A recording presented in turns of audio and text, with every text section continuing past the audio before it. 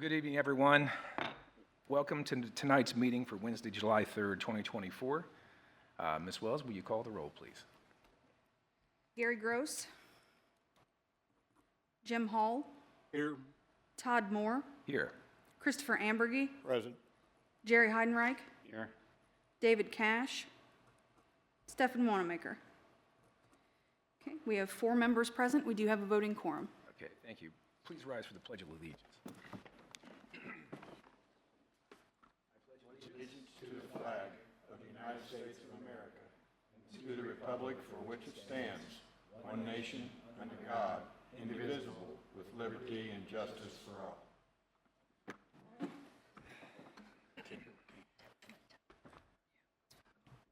Next in our minutes tonight is the minutes from June the 5th. Any revisions, changes to the minutes from June 5th? Okay. Seeing none, do we have a motion to accept the minutes? Move we accept. Okay. I'll second it. Okay. Jim Hall. Yes. Todd Moore. Yes.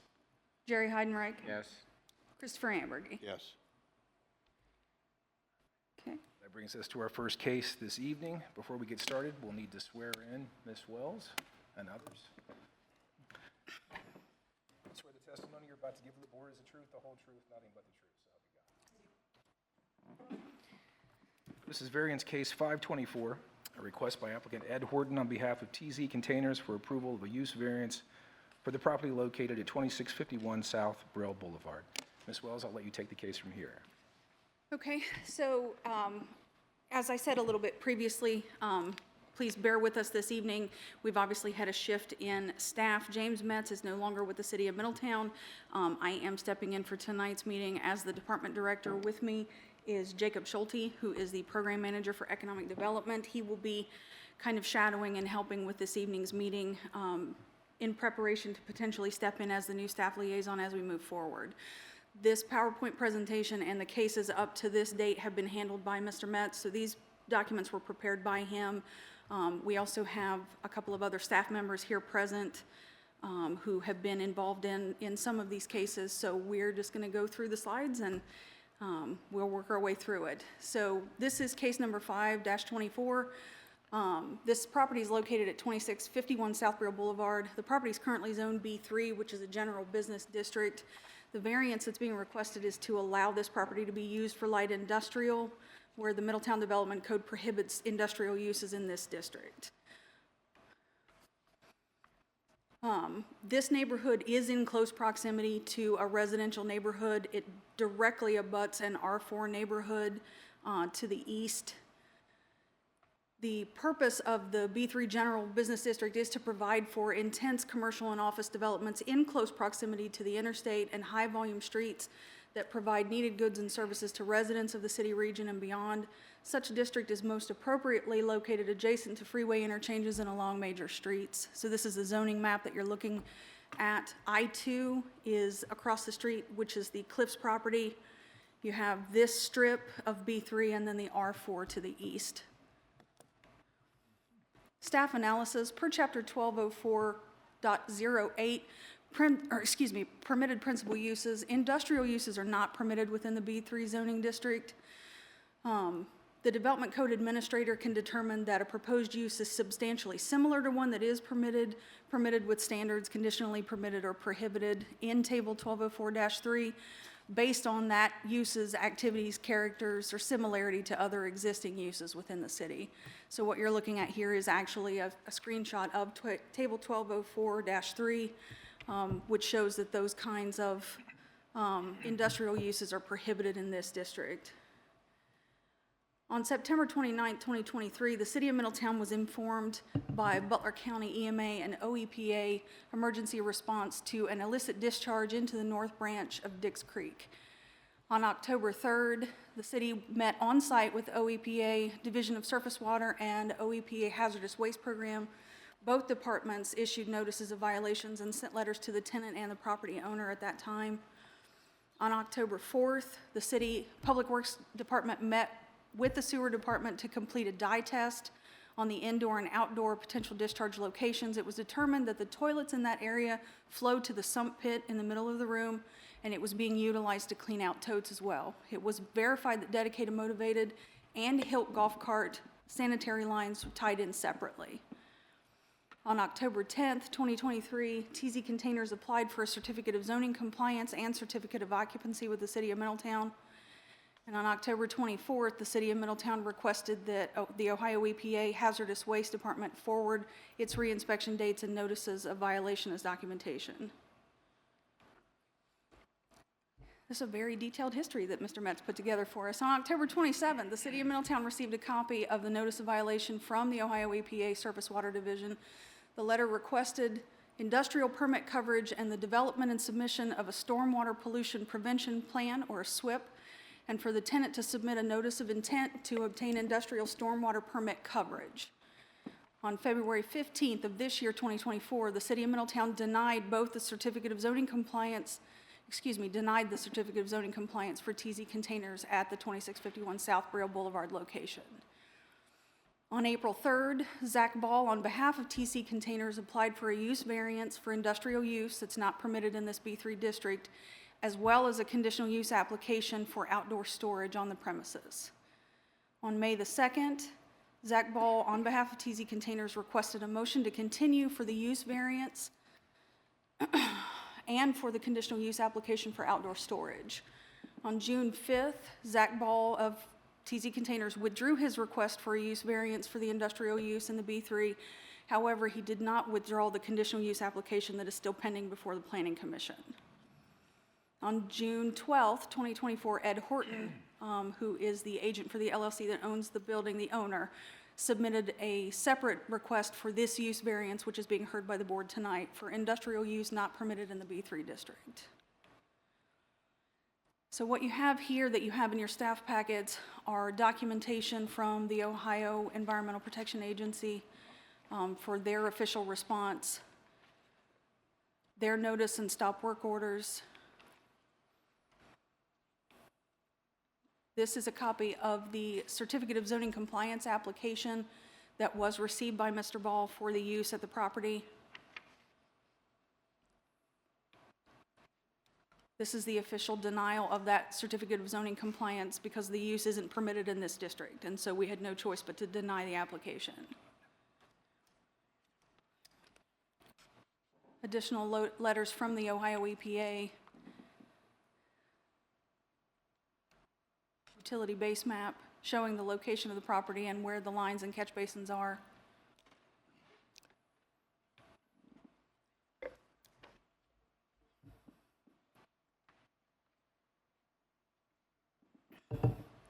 Allie, I'm going to have to ask for some clarification. Were these? So the previous map. You'll have to come up. They can't hear you. I have to Go back. Yeah, absolutely. have to swear you in for the testimony. Yep. Please state your name and address for the record. Allison Manning, 7520 Hollyview Drive, Middletown, Ohio, 45042. You swear the testimony you're about to give the board is the truth, the whole truth, nothing but the truth. I do. Hi there, everyone. So the previous map here shown is the route of the illicit discharge from last year when Ohio EPA was notified of that illicit discharge within Dix Creek. The next photo is a photo of the illicit discharge where it enters the creek from our municipal stormwater infrastructure that flows underneath Brill Boulevard. As you can see here, similar photo at that outfall with a couple of containment measures in place. And then this is the front of the store. This is the back of the store where they're currently storing wash waters as well as incoming totes to be cleaned, and then the frac tank on site that contains wash waters and a number of other chemicals from last year's illicit discharge incident. An example of one of the containers on site. This was a container that was used to collect the illicit discharge from Dix Creek. So it was contained and then tested, sent out for testing. This is the catch basin where it's bermed in the back of the parking lot. This is typical of when we have stormwater occurrences or rain occurrences. So they pump what's on the parking lot off into totes, is our understanding, and how it's currently working so that it doesn't make its way to the creek currently. These are just examples of totes being stored on site.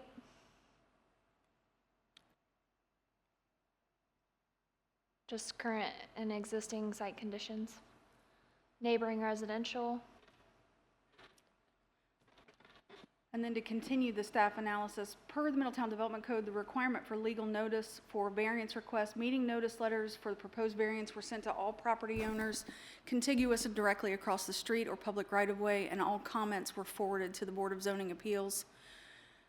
Per the Middletown Development Code, the purpose of a variance is to provide limited relief from the requirements of the code in those cases where strict application of a particular requirement will create a practical difficulty or unnecessary hardship prohibiting the use of land in a manner otherwise allowed under this code. It is not intended that the variance be granted merely to remove inconveniences or financial burdens that are requirements of this code may impose on property owners in general. Variances are intended to address extraordinary, exceptional, or unique situations that were not caused by the applicant's act or omission.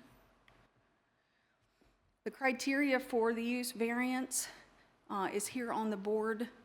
Would you like me to read it, or? I'd be happy to do that. In order to grant a use variance, the BZA shall determine that strict compliance with the terms of this code will result in unnecessary hardship to the applicant. The applicant must demonstrate such hardship by clear and convincing evidence that all of the following criteria are satisfied. A, the property cannot be put to any economically viable use under any of the permitted uses in the zoning district in which the property is located. B, the variance requested stems from a condition which is unique to the property at issue and not ordinarily found in the same zone or district. C, the variance requested cannot otherwise be resolved by a zoning map amendment, or a zoning map amendment is not the most beneficial approach. D, the essential character of the neighborhood will not be substantially altered as a result of the variance. E, there is an existing structure that cannot be reasonably used for a permitted use or a conditionally permitted use in the applicable zoning district. F, the proposed use is listed in Table 1204-3. G, the hardship condition is not created by actions of the applicant. H, the granting of the variance will not adversely affect the rights of adjacent property owners or residents. I, the granting of the variance will not adversely affect the public health, safety, or general welfare. J, the variance will be consistent with the general spirit and intent of this code. K, the requested use is permitted in another district in this code. And finally, L, the variance sought is the minimum that will afford relief to the applicant. Appeals notification for the applicant and the board. Any person or entity claiming to be injured or aggrieved by any final decision of the Board of Zoning Appeals has the right to appeal that decision to the Court of Common Pleas as provided in the Ohio Revised Code, chapters 2505 and 2506. That is the completion of the staff report. We do have Allie Manning here, who's already spoken, and Frank Boffman, who is the fire marshal as well. The applicant, and my understanding is the owner of the business in question, is also here. Before we get started, staff has given us an overview. Any questions for Ms. Wells before we get started? Before I open the public hearing, any questions? Okay. Well, this is a public hearing. Anyone wishing to speak in favor of the use variance, please come forward. I will swear you in. Anyone speaking on behalf of the variance, please come forward.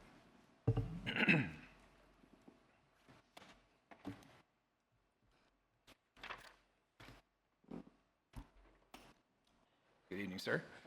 Please state your name and address for the record. Edward Horton, P.O. Box 874, Middletown, Ohio.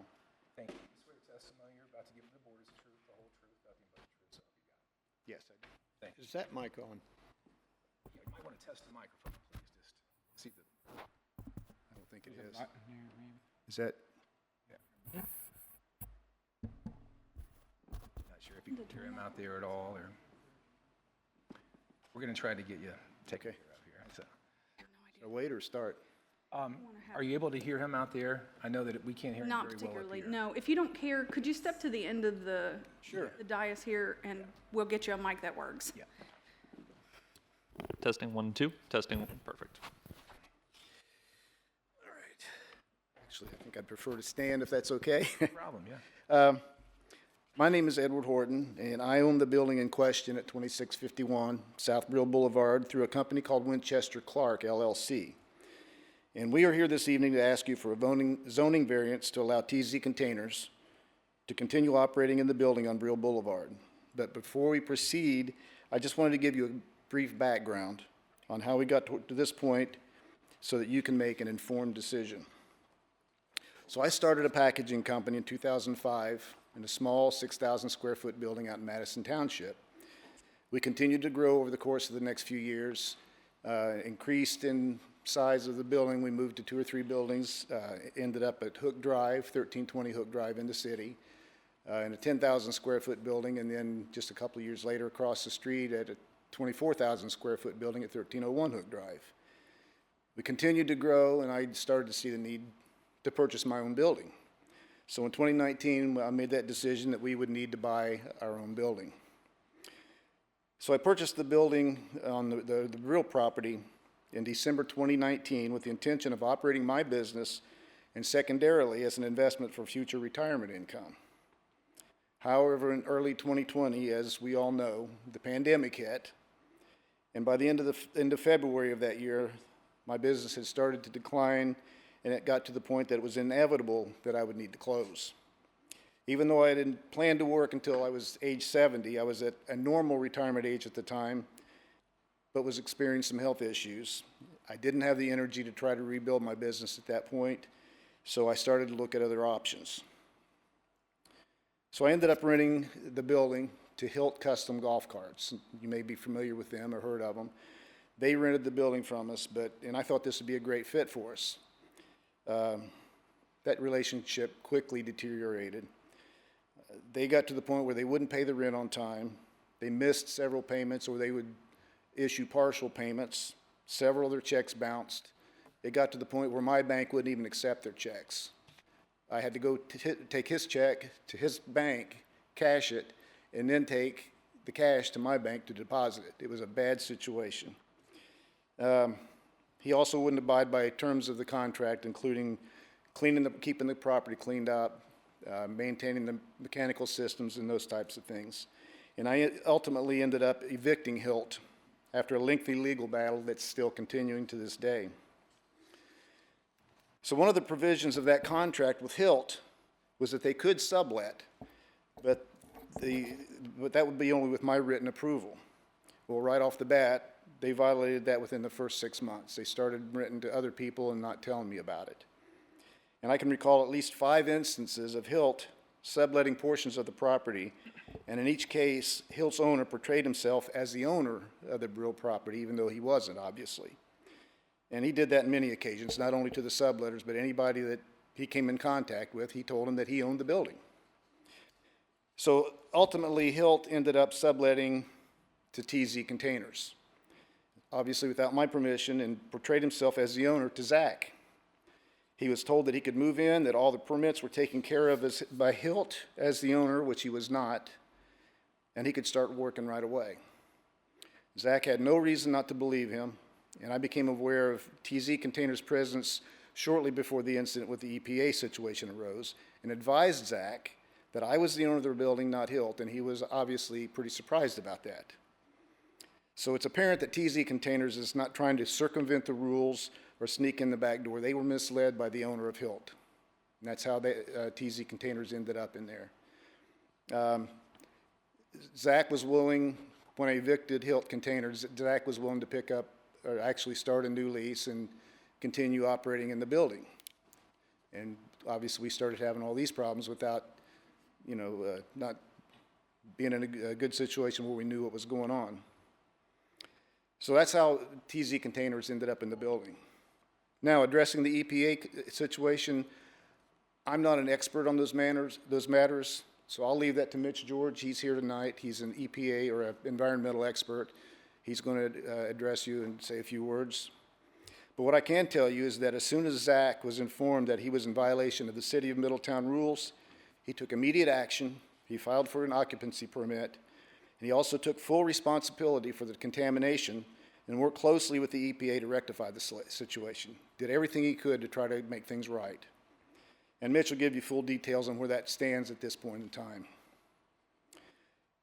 So after Zach filed for the occupancy permit, he heard nothing else from the City of Middletown.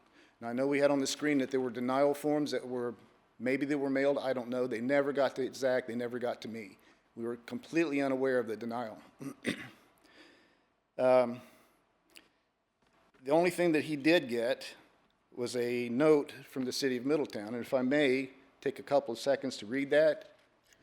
It says, and it's addressed to Zach, to whom it may concern, on behalf of the City of Middletown's Department of Economic Development, I am thrilled to welcome your business to the city. Your presence not only enriches and diversifies our local economy, but provides fresh opportunity to residents and visitors alike. Businesses located in Middletown have the option to join the Middletown Small Business Alliance. The MSBA is a great place for local business owners to learn and foster new skills while networking with other local business owners and their peers. We would also like to extend the offer of holding a ribbon cutting ceremony if you are set to open or have opened recently. If you are interested in any of these, please feel free to reach out to our department. Warm regards, and there's a signature on there I can't read, but it's obviously from the City of Middletown, came to Zach. This is the only correspondence that either of us got in relation to this. Could we see that, please? Certainly. And I can speak to that briefly. That card is put together by an intern that works for the Economic Development Department. Anytime a new business registers an application with the City of Middletown, they're entered into a tracker so that we can follow the process from initial submission to either denial of their applications or approval. That is a welcoming, we would love to help you get your business started card from the City of Middletown that was issued. We have had internal conversations about cards like that and how they can potentially be misconstrued as some kind of an approval rather than an actual permit or certificate of occupancy, which is the legal documentation that you receive from the city once your business has been approved.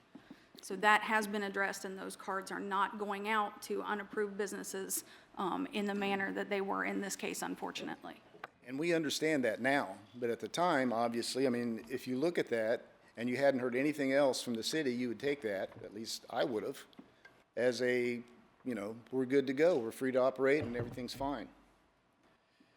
So neither Zach or I received any correspondence from the City of Middletown in regards to the EPA nor the status of the TZ containers application for occupancy. Mr. Metz claimed to have sent it to the building on Brill, and if that is the case, it was probably received by Hilt and not forwarded to us. And I mentioned to you before, we had some not good blood with Hilt containers, and I suspect that those letters, if they did arrive there, ended up in the trash can. We never got them. So, and I want to make a note here that, and I don't want to really disparage anybody, but the owner of Hilt Golf Carts has not a good reputation. I know of at least 4 people that work in this building that had interaction with him, and in talking to them, it was not good. He was not well liked in this area. So in the meantime, we have done our best to follow any and all regulations to be in compliance with the rules. Yes, there have been some failures, but our goal is to be in complete compliance. As the owner of the building, I've recently taken a more active role in determining what the rules are and then putting procedures in place while working with TZ Containers to comply. I met with Mr. Boffman the other day, the fire marshal, at the building, and we had a lengthy conversation, and hopefully he understands what we're trying to do, that we're willing to do what needs to be done to be in compliance. And he indicated that he would be willing to work with us to get there. So one other thing that I want to bring up. I know the chart, the 1204.3, lists all the businesses that are allowed under B3.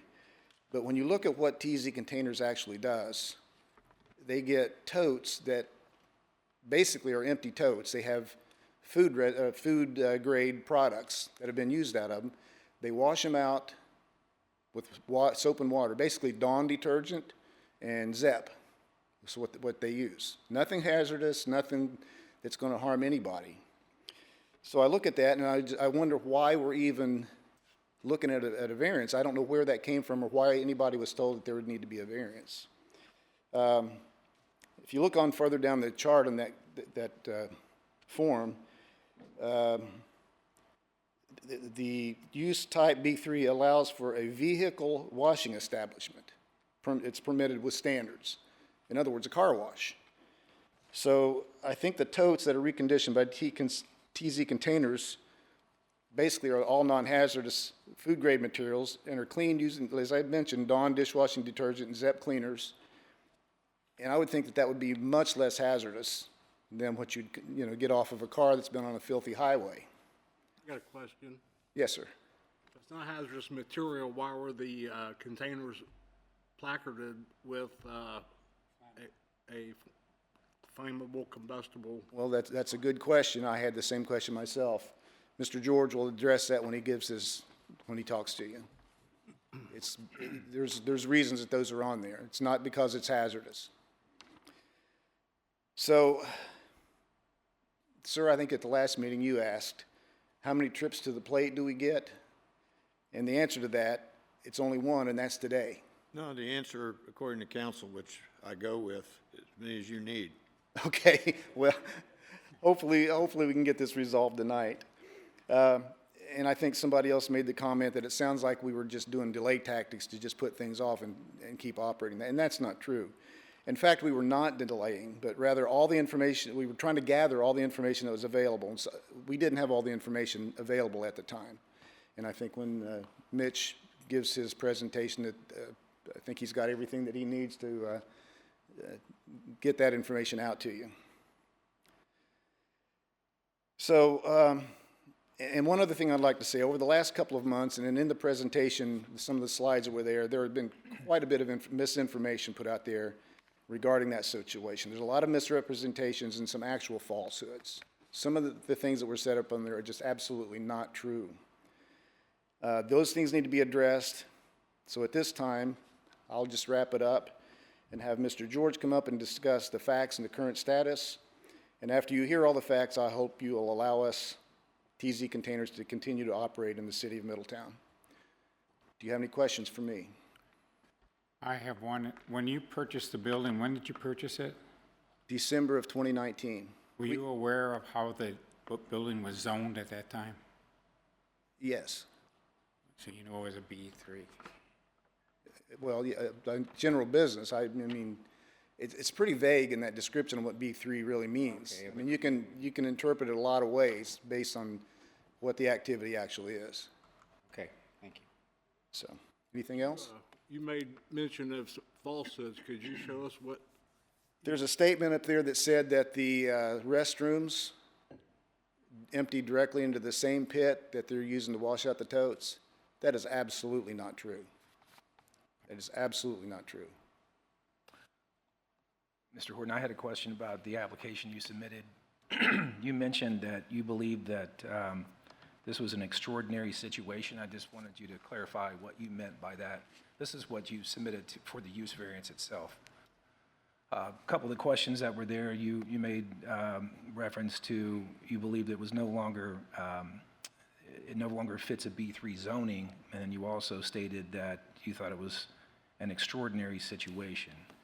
Do you have any comments about that? Yes, I do. If you look at where that building is, obviously that used to be a shopping center with 2 anchor stores at each end. There was a Hills department store where In-Stock Box is there now. They have a warehouse. I think they just sold that, though. I'm not sure what the status of that is, but my understanding is that there's another distribution center moving in there. The other end was a Kroger store, and it's now a gym. And the space that I own, the 26,000 square feet, was retail. I mean, there were just like probably 8 or 10 little shops in there. It's never going to be that again. There's never going to be retail stores in there again.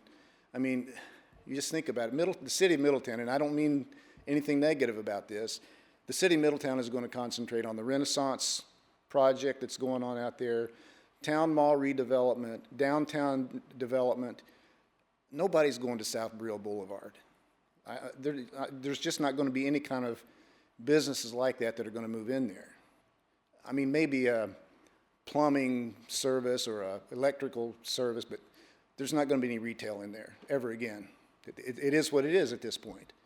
And I think that that's kind of what I'm trying to refer to there. Thank you, sir. Nice background. Any other questions from Mr. Warden? What other misinformation was on there in the, I'm sorry? what other misinformation are you saying was on the staff report? Just things like things that were was found in the creek, and I think that's going to be Mitch's presentation. But I mean, you know, there was just never any clarification on what was actually found in the creek, and some of the photos that were put up there shed a very negative light on what's really going on there. Those are just not. To me, it's a misrepresentation of what Zach is doing in his business. Chairman, I just want to make a comment. I trust everybody knows you're not on trial tonight. City's not on trial tonight. We're talking about a variance. Okay, Period. understood. Okay. Anything else? Yep. Thank you. Anyone else wishing to speak in favor of the use variance, please come forward. Yes, sir.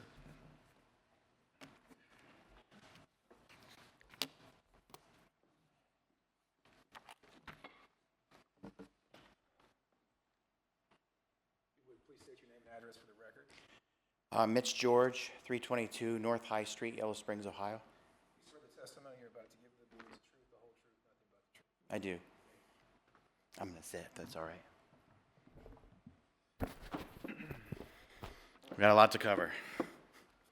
My name is Mitch George. I operate an environmental consulting firm named Empower Environmental Development. I specialize in the compliance and culture help for small to mid-sized companies within the environmental industry. A lot of times that is regulatory crises, but not always. It can be a lot of other things. I met Zach and TZ Containers right after the release, so I didn't have any involvement with the company prior to it. I was kind of brought in as a result of it. I would like to jump right into the misinformation topic, since that was timely to the last presenter with Ed. But I also would like to follow up on some state of the position of the company right now regarding environmental situations. That is the conversation over spill characterization. There's some things to discuss on that, as well as the rinse water characterization, where we're at with the rinse water and just exactly where things stand. Also the stormwater situation, as well as the sanitary waste or discharge situation. So we got a lot to cover. I'm going to cram a bunch in. Feel free to hit me with questions at the end. Speaking of misinformation, I think Ed hit on the concept of the sewage in totes. Zach contracted with a independent plumbing company to actually go in and run a snake through the bathroom east of his rinse pit, and it was found that the bathroom actually drains to the east and not to the south. The drain pit was actually plumbed into a sanitary line that ran to the south in the building, but actually before I came along, that line had collapsed. So it was impossible to discharge from the rinse pit where the tote washing operation takes place. But from what the plumber was able to discern by going down into the line, that the line doesn't run from the bathroom to the west, it only runs to the east, which actually means that sewage isn't capable of getting into the rinse pit. So we don't have any evidence of sewage in the wash stream, the industrial waste wash stream that's generated from making washing the containers. Secondly, placards, and this is going to work with Ed a little bit. is that there are placards on a few of the containers that come in to be washed. Technically, a placard, you're right, technically a placard does represent a hazardous material. I think the semantic of what we're talking about and what we're discussing is hazardous waste, which the placards don't necessarily represent. And in fact, we are very headstrong about making sure that we're not receiving anything that would create hazardous waste. And the fact that there are placards of flammability for the most part on containers that are out in the yard is basically to inform us what was in the container prior to it arriving, but not necessarily influencing the material that would be made when the tote tank is washed. So it's very important to make a differentiation between those two. You could say, well, then why wouldn't a tote washing facility simply remove that immediately? It is procedure to not remove the labels in the container until the container is washed. That way, if the fire department were to respond for any reason, they would know what used to be in that container. And that's a little bit of a detail, a semantic detail, but it's necessary. So we leave those placards on the containers, but they're not full of that hazardous material, as well as the fact that when mixed with water in the rinsing process, we don't make hazardous waste. How do we know that?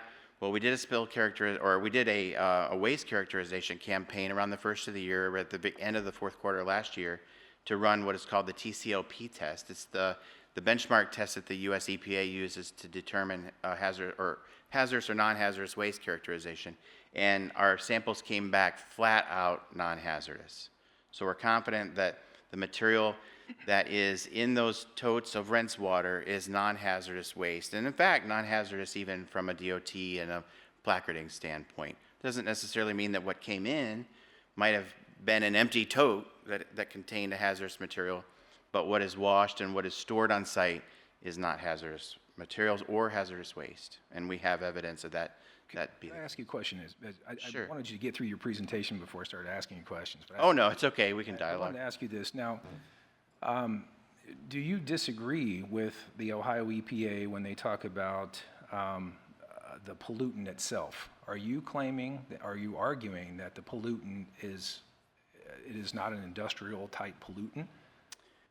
Well, that's correct. As we get into the spill characterization, I've heard, and actually this kind of goes into the misinformation side of things a little bit, because I've heard talk, although I don't believe it was in the presentation, that the contaminant that went into Dix Creek was very corrosive, was acidic, in fact, similar in nature to battery acid.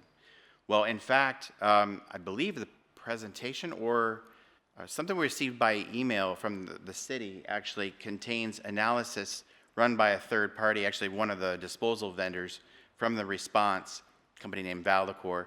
And their internal lab work actually shows that the pH was actually quite moderate from the spill water that was taken and put in vac boxes. But the Ohio EPA, they referenced, and this, I don't have it in front of me right now, but the Ohio EPA referenced that the industrial stormwater permit coverage, the types of chemicals that are used to clean the actual totes itself, that's the nature of the work that they're doing there on site, correct? They're cleaning the totes. Dish soap, yes. But I don't think that's characterized as dish soap by the EPA. The EPA never referenced anything chemically, I think, that's akin to dish soap. Well, it's That's literally Dawn. I mean, it's the same stuff you buy at Kroger. So from your testimony, though, about an illicit discharge, can you speak to that at all? What was the nature of the illicit discharge? What made it illicit that would trigger an EPA violation?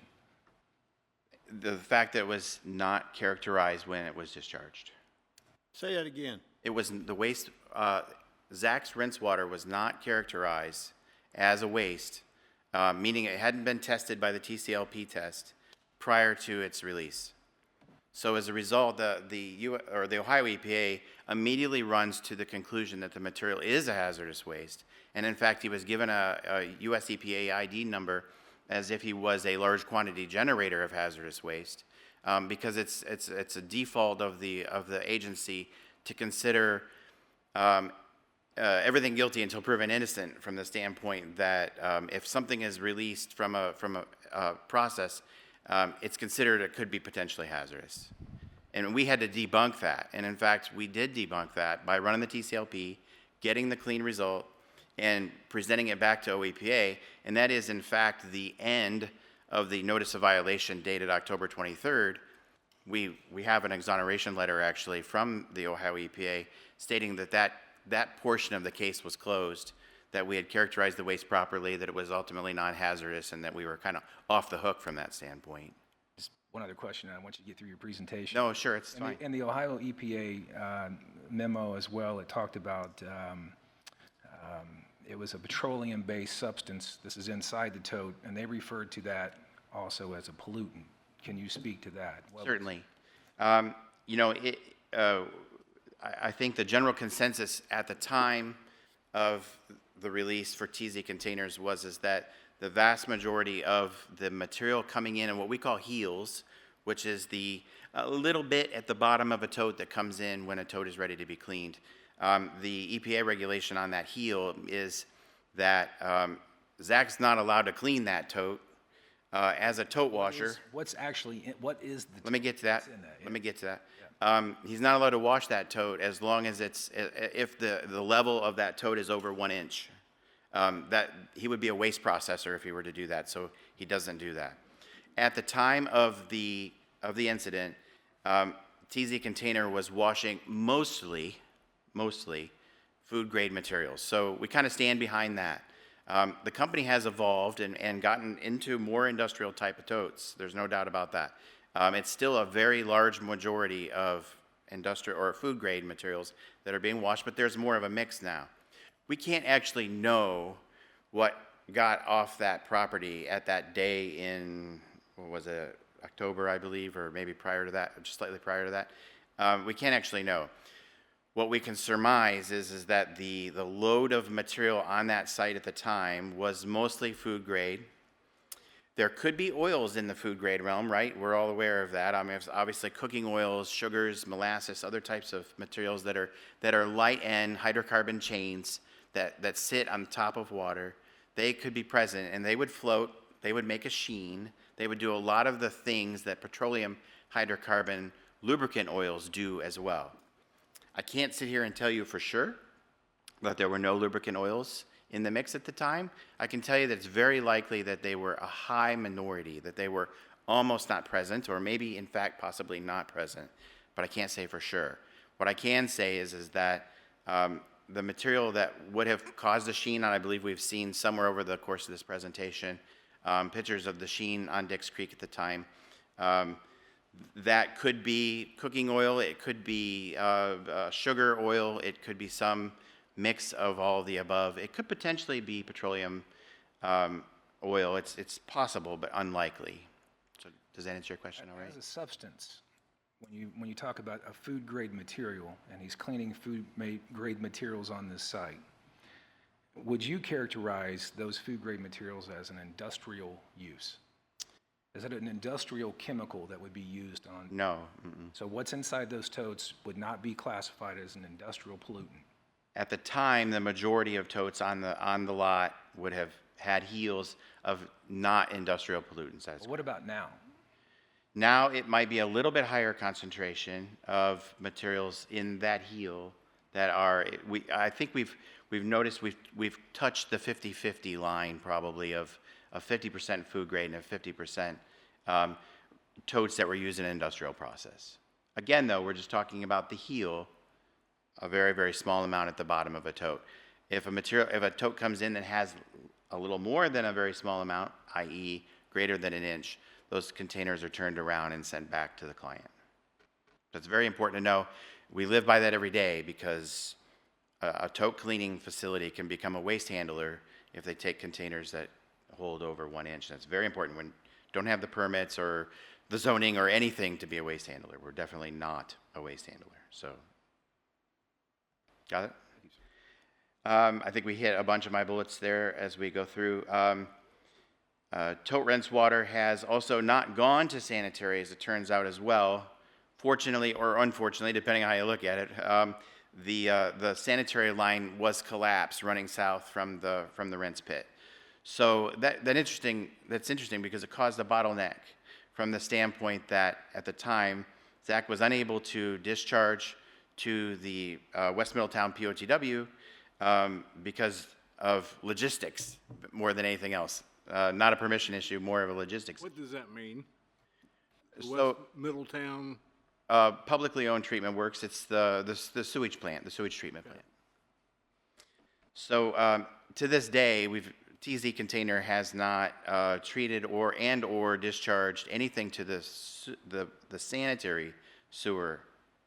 Now, let's talk about stormwater for a second, because I think we hit characterization. As you all know, obviously what got us here in the first place, I guess you could say, was a stormwater release incident. In the NOV dated October 23rd, I think it's important to point out that the actual notice of violation is for the waste characterization. Notice of violation from the lack of stormwater application and permit application was actually issued on April 26th, and you have that in your packet. It was recommended that on October 23rd that a permit and a SWIP be brought together and submitted. We didn't do it. And there's actually a reason for that, and it's a little bit of a mix-up, or it's actually more of an interpretation than anything else. Zach's first and very most right measure post-incident was to seal off the stormwater exit from that pad, from that storage area or parking lot or whatever you want to call it behind the building. That's when I came in, was right after that had been done. In our business, I grew up in the industrial waste business, so in that line of work, when a containment pad or a process pad doesn't release stormwater, an SP or a SWIP is not necessary. In fact, also a stormwater discharge permit is not necessary because you're not discharging stormwater. Ultimately, if you're collecting what runs on or rains down onto a process pad, you ultimately will take that material, consider it process waste, and treat it for discharge through sanitary, which actually is a different type of spill prevention process. The acronym, our business loves acronyms, the acronym for that is the SPCC plan. That's a spill prevention and countermeasure plan. They're very similar to the SWIP, but ultimately my first objective was, let's set stormwater aside, let's head towards sanitary. We need to start moving totes off this facility. And I'm sure all aware, TZ Container has struggled with the process of getting rid of totes through a third party. It's very costly, and the third parties have been, disposing of totes, of full rents totes through to the third parties has been very slow going. So as a result, there's a large backlog of totes on site because of that. Quite frankly, because of the fact that we've not put totes down the sanitary line, we've caused, there's been a large backlog. So because of that, we didn't apply for a stormwater permit until we were told we absolutely had to. There are some reasons for it. I do totally understand it. That parking lot is not fully self-contained. There are some areas probably around the perimeter where the water that falls on or runs onto that parking lot would potentially not contact the totes and maybe still could run off the lot towards the creek, away from the facility. But the lion's share of that lot, which is where the totes actually stand, the frac tank stands, that area is collected and put in as process waste. That's collected, put in totes, and either sent off to third party, or hopefully someday when we grow up, we'll put it down to sanitary. So we didn't actually feel the urge or the urgency of writing or applying for a permit for stormwater until essentially we were told to. And that was April 26th. I'm proud to say that we did ultimately apply. Cooler heads prevail. We didn't dig in and argue with anybody. Actually, at the end of the day, basically a few weeks ago, we supplied the notice of intent to the OEPA for stormwater and satisfied the information for the notice of violation on April 26th. So we can kind of check that box now. We still are in the process of creating the SPPP, which is the spill prevention, stormwater pollution prevention plan. which is very similar. And in fact, what we're going to do is we're going to write an SPCC and an SW3P to kind of basically cover all the bases. And lastly, along those lines, we would like to engage with the solid waste district or the sewer district to get permission to discharge sanitary, because what's happened since all of the beginning of the crisis to now is that TZ inhabits the entire space. The side of the footprint that Hilt had does have an appropriate discharge for sanitary that is operable, and we would like to gain permission to discharge and do all of the proper things that come with discharging, either permit and or pretreatment that would fit in that. Another thing to point out is that when we talk about sanitary discharge, the process for washing totes is actually a light water generator. Honestly, if you didn't have the backlog, the total amount of wastewater generated from the process of reconditioning totes is less than 2,000 gallons a day. So generally, in fact, the general OEPA guidance is that a full industrial wastewater permit isn't even necessary until you get between 10 and 20,000 gallons a day. So we're well under the limits for industrial sanitary discharge permits. We would be interested in producing one just to kind of be proactive and kind of over-regulate, and we'd be willing to follow the analytical needs for that. Did you have a question? I have a series of questions. Okay, I'll give you a break. You can go for it. I'm trying to understand the process that is undertaken there. I'll kind of go along and you correct me where I'm wrong. You receive off of a truck these containers to be cleaned, and they're unloaded and staged somewhere in the back area of it where it's done. That's correct, yes. And they are brought into the facility, I don't know, one at a time, 10 at a time, whatever, and then they go to a cleaning area. Yep.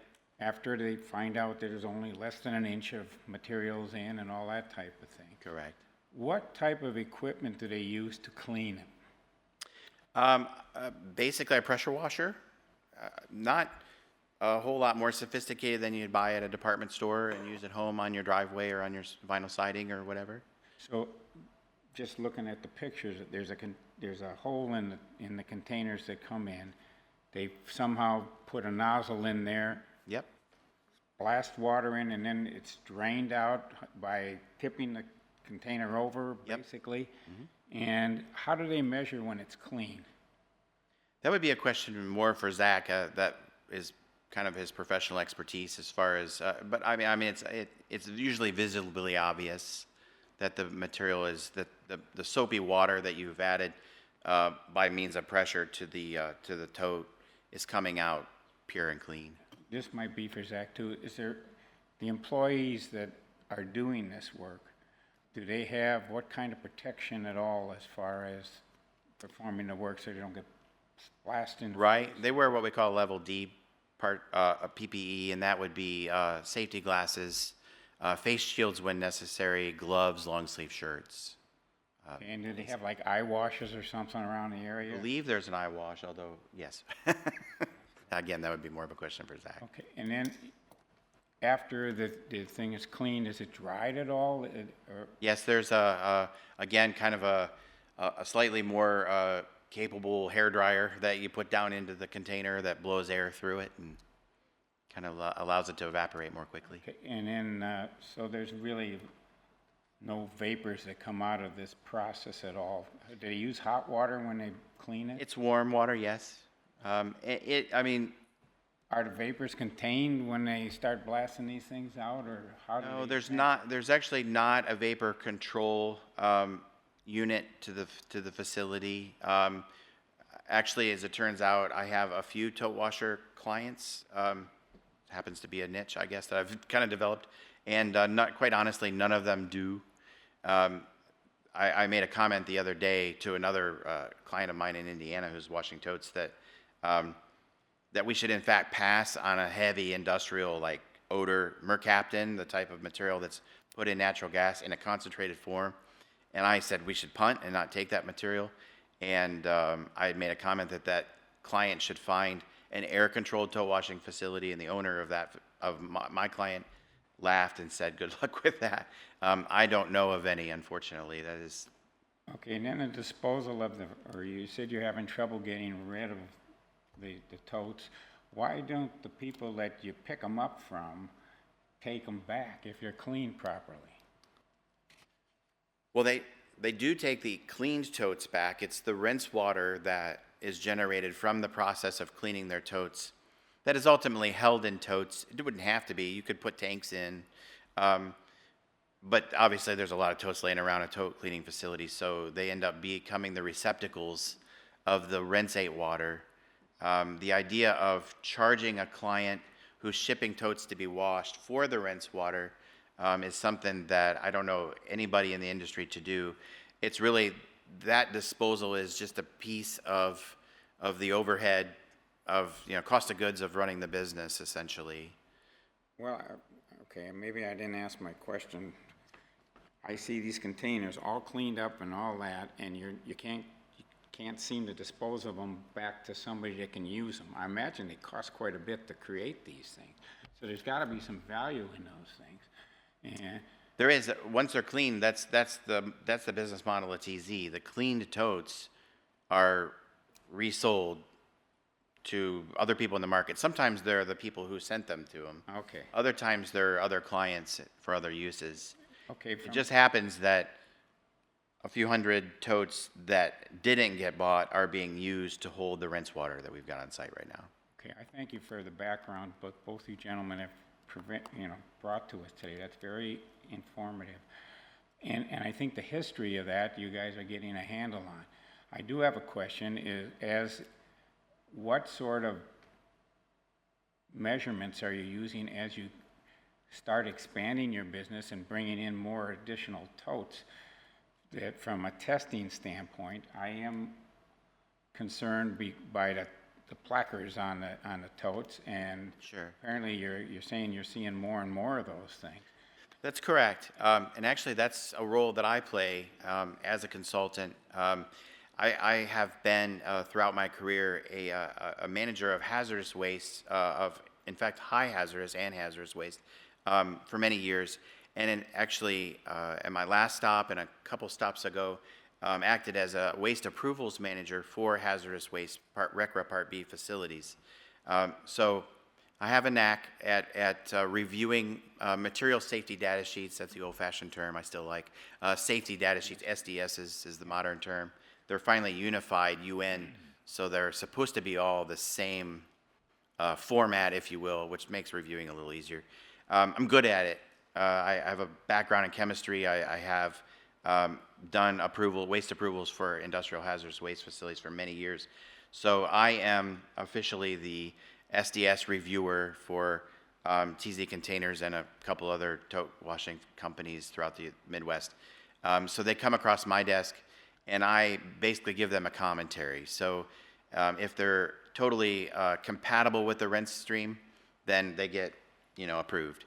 If they are marginally compatible with the rinse stream, meaning that that they need to be rinsed infrequently or blended off, if that heel could potentially impact the rinse stream a little bit in a way we don't want it to rinse, then we talk about that from a process standpoint.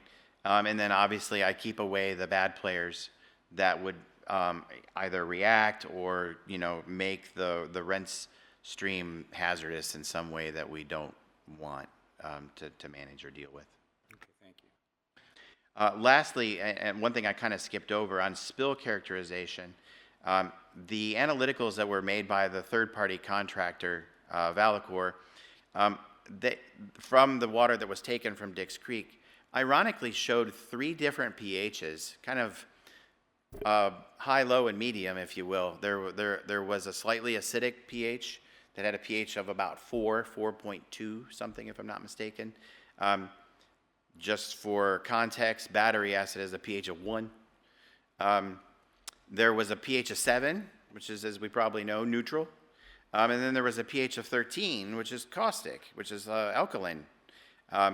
actually, as that laboratory, which actually I was the operator of for a period of time, actually 5 years, before I took solo gig that I'm on now, as a matter of process, when they find a high alkaline or a very low pH on the acidic side, they're running what's called normality. And if you go back through your notes, you can find this analytical, where normality is run on the 13, and normality is the measure of strength of an acid or a base. And the normality of that 13 from the creek had a very, very low number. It was a 0.3. That's a 1 to 20 scale, and it was 0.3. So the normality was very low. I also reviewed all of the organic loading levels, which is another way that pollution happens. Like what happens is an organic gets in a creek and it uses up all the oxygen because the bacteria love to eat it, and they devour the oxygen, which then kills the fish and things like that. We didn't have that. The organic load on the 3 analyticals that we found from the creek that were run by Valacor were actually moderate.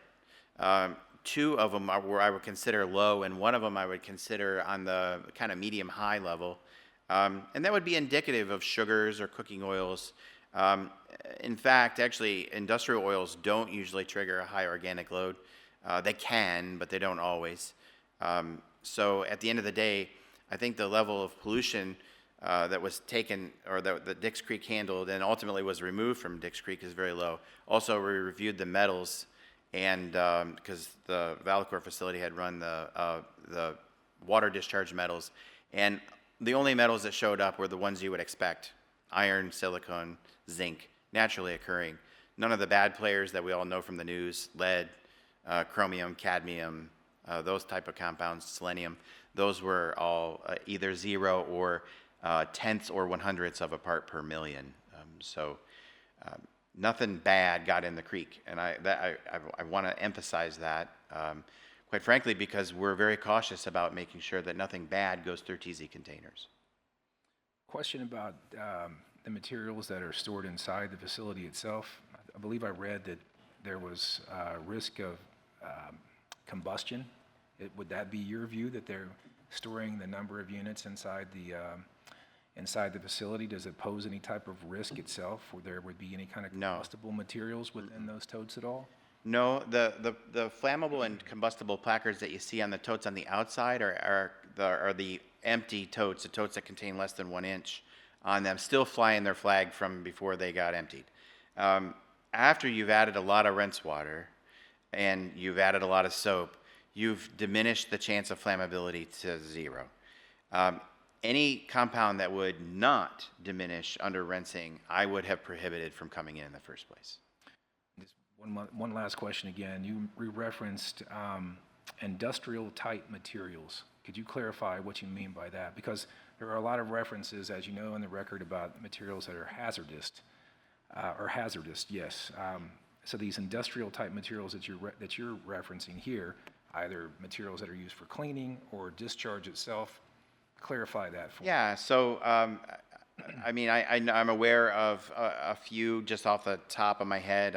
Obviously, we could dig deeper and get further, but there are polymers, there are cleaners, there are industrial process intermediates, things, and some of which are hydrocarbons. I mean, the petrochemical industry is very broad, so the use of hydrocarbons, compounds with H's and C's, go in a lot of different directions. So you can have a lot of different flavors of that, if you will.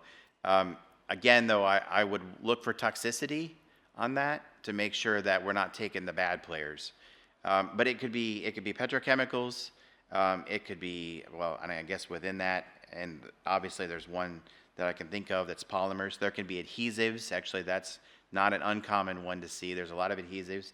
The Cincinnati market actually is heavy in inks and dyes and things that get printed on boxes. There's a lot of consumer products put together in this marketplace. In fact, in Butler County and Fairfield and in the areas around here. So those could be, you know, it wouldn't be unusual to see the type of adhesive that's on the inside of a cereal box that holds the flaps together. You know, that type of The material. reason I'm asking this question is we have an issue internally, what's taking place within the totes. Let me restate this. The number of totes that are stored internally. And then we also have behind the building itself, which sets 10 feet from the residential property line. So in your view, having been a consultant and a specialist in this area, would it be your view that this is an industrial, what is the nature of TZ containers? Is it industrial? Well, obviously, the perspective of my client is that I'm saying it's not the same as a car wash. It's not, you mentioned a car wash and the types of materials that are used, and everything that you just laid out is not analogous to a car wash. well, it's true from what Ed was talking about that road grit is not as potentially hazardous as industrial residuals, right? I mean, I'll give you that for sure. However, actually, what is contained in the gas tank of our vehicles is something that I would probably say no to as an approvals manager. So if gasoline or high benzene containing compounds were to be washed by, or were to be offered to TC, I would say no to those. So from that standpoint, I can see that parallel is that cars have ethylene glycol, which actually we would wash. Cars have gasoline, which actually we wouldn't wash. Cars have methanol mixtures in the windshield washer fluids. We would wash that probably, unless it was a higher concentration of methanol than windshield washer fluid. I'd be a little iffy about that. So there is a parallel between them. Compounds that are big and scary, we keep away from TZ containers.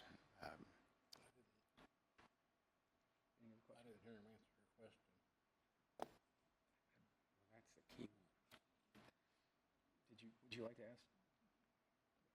Do you consider this an industrial facility?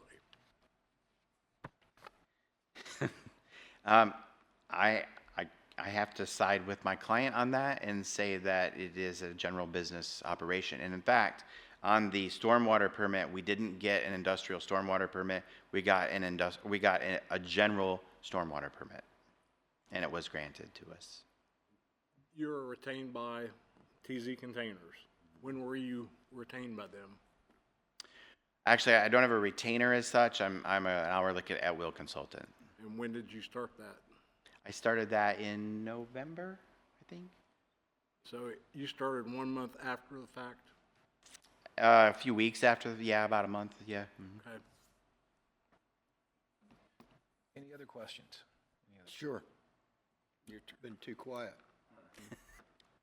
Now, you say that currently there's going to be less than 2,000 gallons per day, is that right? Is that per 24-hour period?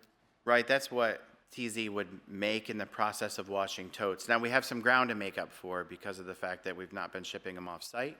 But if the POTW were to say, for example, without a particular level of permit, we would accept just with notice of intent or just with notice, we would accept 5,000 gallons, 6,000 gallons a day, something like that. That would be what we would meet. But the actual process of washing totes is less than 2,000 gallons a day. And you discussed the outflow, that they could go only to the east. From the toilets, from the bathrooms. And they need to go to the west. Well, actually, the storm sewer that we found when we got the hilt side of the building actually flows south as far as we can tell. We've not had a plumber in yet to scope that, so we're not 100% sure which way that sanitary line runs. But I believe it's to the south and then maybe to the east. It's hard to say for sure. The area that the current wash line is on, as far as we're aware, is closed. And it's closed actually by kind of a natural happenstance in that the sanitary line that's attached to that interceptor has collapsed. Okay. But that's not the end of the story. There's a collapsed line there. What happens with that? Well, that's a very good question. Yeah, I think so. Yeah, we can tell by the fact that the sump doesn't naturally drain. After you've filled it, it won't go down unless you run the pump. So we're aware that it's not going out. It's as far as we can tell, it's plugged. I'm not sure. I think that it was inherited. I think that whatever operation was on the ground in that space before may have plugged it up, or maybe its collapse has plugged it. I'm not sure. Or absorbed into the ground? Well, that would be the case if the sump would self-drain. But when we wash and then stop washing, the sump, you can go home for the night and come back in the next morning and the sump is still at the same level. So it's not draining to any degree that we're aware of. In this industry, does anybody ever require you to have pre-treatment? You know, you were talking about trying to get together with our sanitary people. I would like to What pre-treat. if we said, hey, you know, we'll think about this, but Yeah. we want you to pre-treat? Yeah, actually, obviously there's expense to that, but I think it's still a good idea. If I walk around the myriad of totes that we've not shipped off, that we have in storage right now, of rinse water, I see about a third, which is storm water, which is really good stuff. I mean, that's easy water, right? That could go down the sewer, down the sanitary sewer anytime. I see about another third of totes that have maybe a light sheen of an organic on top, which is like what I just discussed a little while ago. It might be cooking oil, it might be sugar, it might be a hydrocarbon oil. I don't know. That would necessitate treatment. I'd like to put in an oil water separator, quite honestly, and I'd also like to have a settling tank in that oil water separator to take any sludge solids out too, because I know there are some polymers and some adhesives that need to be separated out that I wouldn't want to send down the sewer. They would get stuck in the line, or they would just be extra loading of organics that could be taken out. So that's a piece to the sanitary conversation I'd like to have with the city. What's the strongest chemical that they've dealt with out there? Not just the chemistry of it. Probably either potassium or sodium permanganate would be the one that I think is probably the strongest. It's a sanitizer. It's used to in the food industry to clean surfaces that they would have rendering or whatever type of just to keep the bacteria off of it. And those totes would probably never make it to sanitary. Totes of Rensate that have been affected by this permanganate, we would still ship off site. You can tell it's really it's got an indicator, because permanganate is always like a red or a purple, so you can just tell visually that that's a tote that has permanganate rinse water. Now, bear in mind, it's very diluted by the time it fills a tote of rinse water or two. But I would probably say that that's the strongest chemical compound that comes into the facility currently. Bear with me, because I'm not ignoring you, but I'm a classic scattered note taker. Is that right? Oh yeah, a biggie. You know, if you have a crime scene, the police will tell you that they have a chain of evidence, a control of it. Okay? It's documented. This went to this guy and this guy and this guy. Right. This concerns me because of the things. I'm an employee. I work for them. I have a bad day. My wife and I just have it out the night before, and I go, and there are some specific things that are to be followed by the permits that are issued. How in the world do you control that? How do I control what? How do you control I'll just say human error for the time being? The rinse operators, the folks that are rinsing the tanks? Yes. That might be a little bit better question for Zach. Okay, I withdraw. Just keep an eye on Fair. yeah. I want to be fair to you. You've been a very good witness, and I appreciate you. And I was once a county sanitary engineer's business manager, and I know you know your stuff. Thank you. Any other questions? Yes. You say average consumption's 2,000 gallons? Or less, actually. 3 to 5 totes would be the amount of rinse water that's made in a business, an average business day. In a day? Yeah, so Okay. 4 totes per 1,000 gallons, so it'd be less. Because we got in our packets, in February of 2023, increase in facility water consumption of 5,000 cubic foot or 37,402 gallons or more monthly. Okay, So that, I understand it now. divide that by 20 or. Right, exactly. Yeah, actually, the process is kind of LITE light as far as the industrial scope of, clients of mine in the past as I represented different hazardous waste facilities and central wastewater treatment facilities over the course of my career. I mean, those are generators that are making 15, 20, 100,000 gallons a day. TZ Containers is very small from that standpoint. And that would be an argument back towards B3 and not industrial, is that the amount of waste residual that comes off. While there's a lot stored today, because we've kind of had our head in the sand a little bit about what to do, I feel like we've been deer in the headlights. It's been chaos, I mean, to be very honest with you. Miscommunication, a lot of things that have caused us to say, we probably shouldn't be discharging right now. So as a result, there's a lot of totes. I'd like to start working off that backlog. I think the dream, and this is one that Zach and I have shared since I met him, is that we'd like to get this back lot free of all material and cleaned. And then at that day, hey, open up the storm drain, and we'll watch it, yearly with the SWIP, and we'll, monitor it and go down the road. Keep everything indoors, I think, and then maybe even contain the indoor portion of the operation. I think that's where we're ultimately headed. It's been a little bit of a scramble since the start, though. We'll get there. Thank you, sir. Unless there's any other questions. Thank you very much. Sure, thanks. Okay, again, anyone wishing to speak in favor of the use variance, please come forward.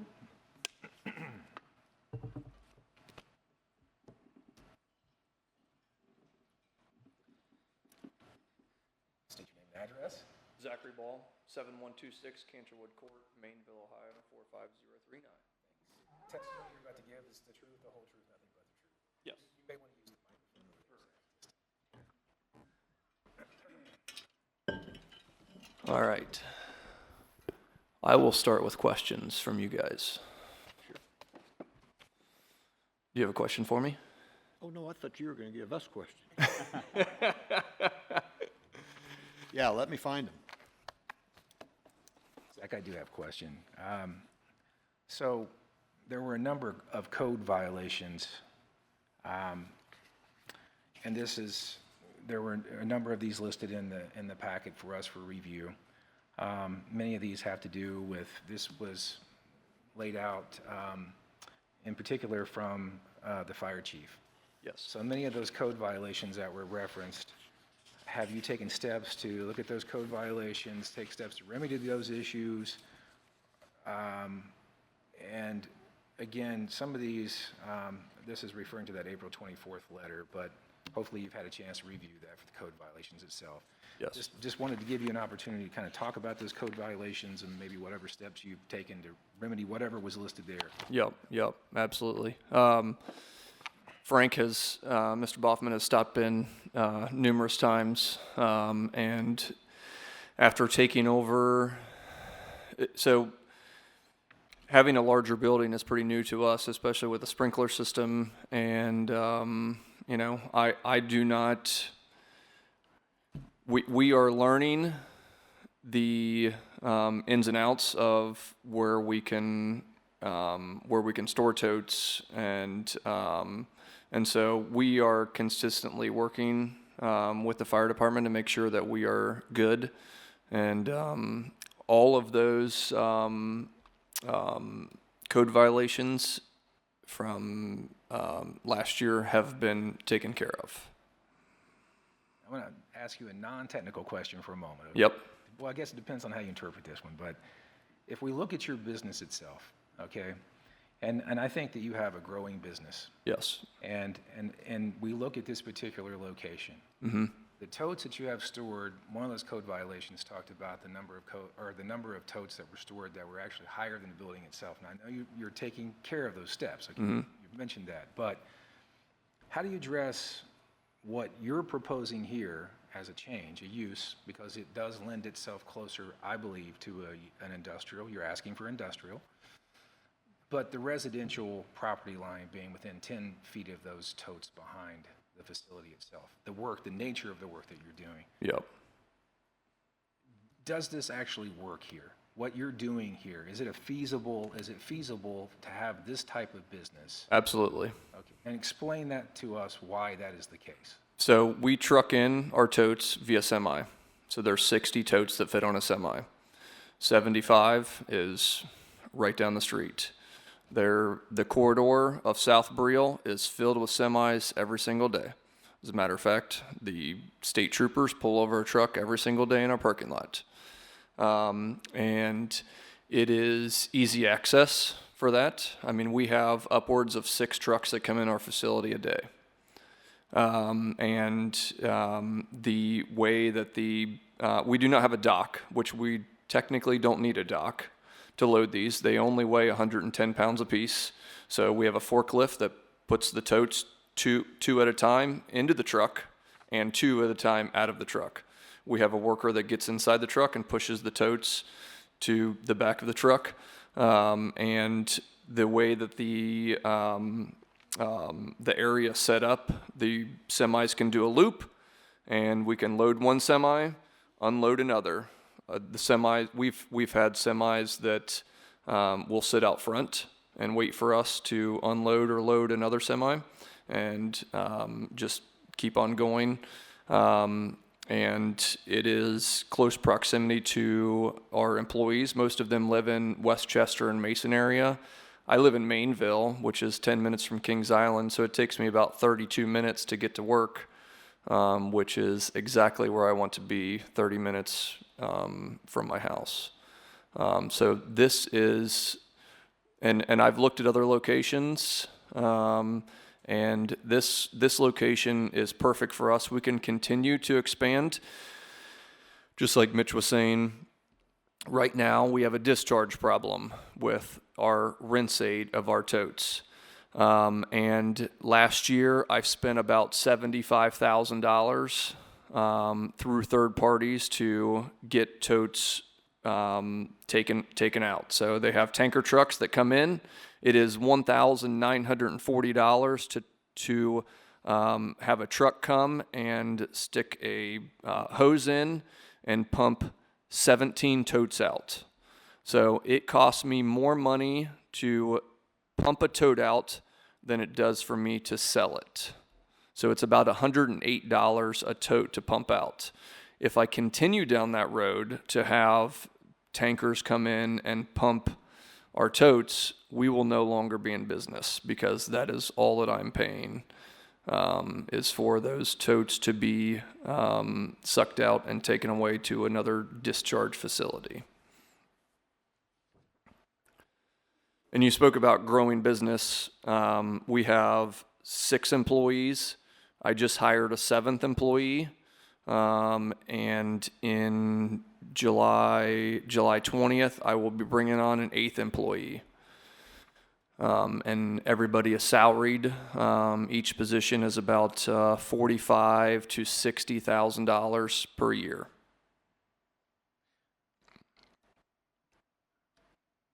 One of the concerns, again, though, is the notion that you are growing. And we look at that property line being within 10 feet of the business that you're proposing right now. That's where I have that, in addition to some of the other concerns that we talk about with chemicals and industrial use. But knowing that your goal is to grow the business, which is absolutely great that you're able to do that.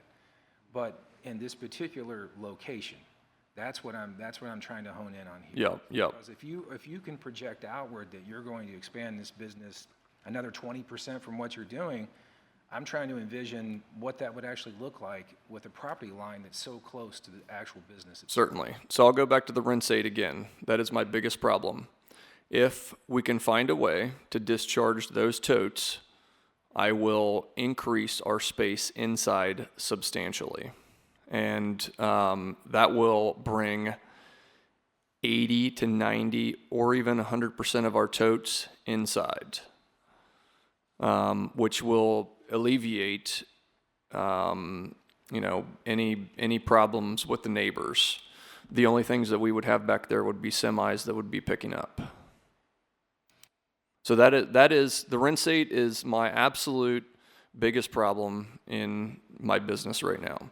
And if we can get that under control and I can shore up a lot more space inside, because our cleaning operation only takes up about maybe 15 to 2,000 square feet inside of the facility. The facility is 26,000. The rest of the inside, we do have quite a few Rinsate totes, but we do store our clean totes inside as well. So we have our cleaning operation, and then once they're clean and dried, then we move them inside to another location that's pretty close to a garage door. And logistically, it works out that way. So if I can get rid of my Rinsate totes, that will shore up 20,000 square feet inside. Couple questions for you. Yes, sir. How many shifts are you running? 1. Is that your intent as you expand? We can clean 60 totes a day at our operation now in an 8-hour shift. I've thought about a night shift, but I haven't gone down that road yet. Well, you got a backlog now, so I mean, it could be something that you could work on to take that down, the backlog down. Well, I have a backload of Rinsate totes, so that is. That's a different animal. Yeah, so we're not. We don't have a backlog of customers that we're selling to waiting to buy totes. So, today, it's July 3rd, we received POs to send out 180 totes next week by Wednesday. I want to follow up on this lot line situation. Yep. I know if I was living back there in that cul-de-sac that backs up to your property, I would be concerned about some of the visual things that you will address apparently as you go forward and get that under control. Yes. But there's also noise. Mm-hmm. And I don't know when you're running forklifts back there, semis.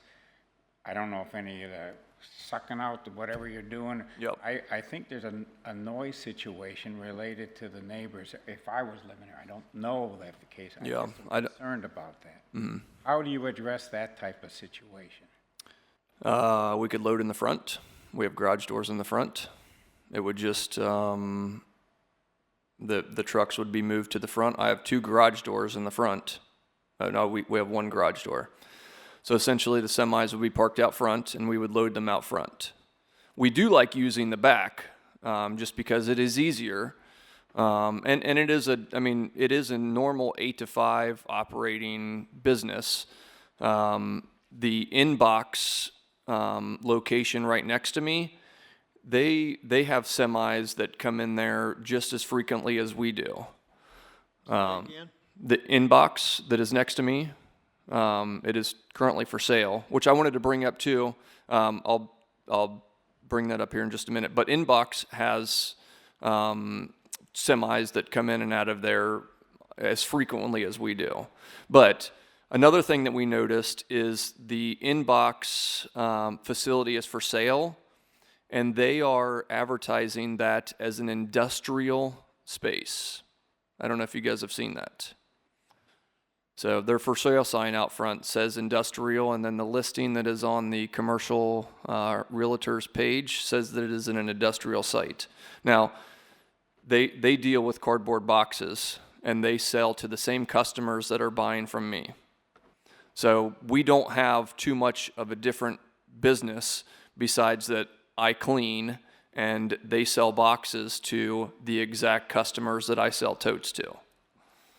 So I don't know if that's ever been brought to anybody's attention, but they've been at that location for I don't know. And I can speak years. to that from a staff perspective. InStock received special approval for industrial occupation of that space as a warehouse. The business model that they have appears to be different from a code administrative perspective to approve that versus this. But even in that instance, when they asked for industrial occupancy of that building, they did have to come and get special approval for it. Okay, thank you.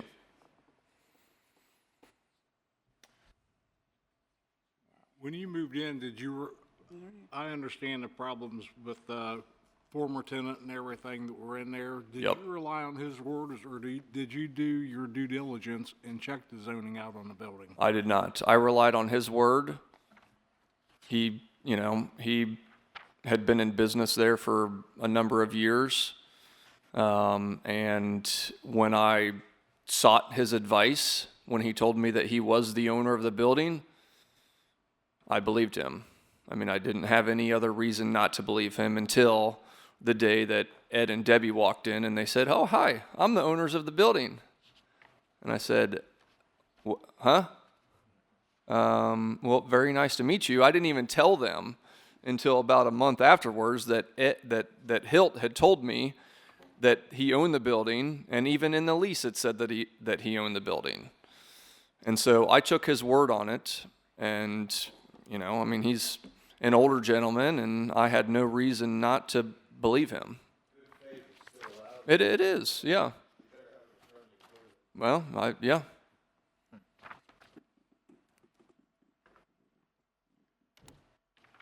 Any other questions? No, just got a comment. The one letter that we received from the neighbors did cite all the semi-traffic in the back as a nuisance. Yep. Yeah, I think you should consider at least diverting some of it if you have access to the front. We do have access to the front, and that can happen. That is a mainstay to the gym that is next to me. So I don't know exactly how they would view that if I had a semi out there for an hour. I mean, it is a big parking lot.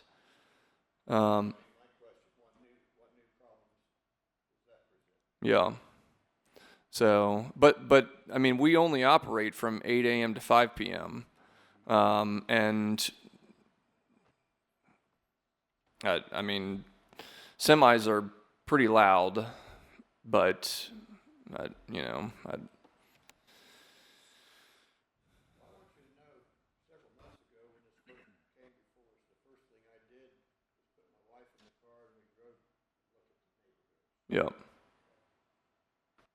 About the only time I hear the term eminent domain, good for the greatest number of people these days, is when it's misused out west. Mm-hmm. But eminent domain needs to be right here. Good for the greatest number of people. The location of your business is not the good for the greatest number of people. When I came to this meeting tonight, I was pretty sure that I was going to vote no. For that reason. Mm-hmm. Yep.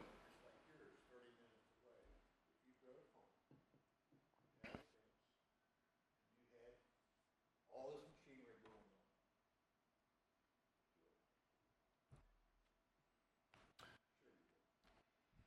Now, I'm not saying I'm going to vote no. I've still yet to make my mind up. But Yeah. I'm saying that is.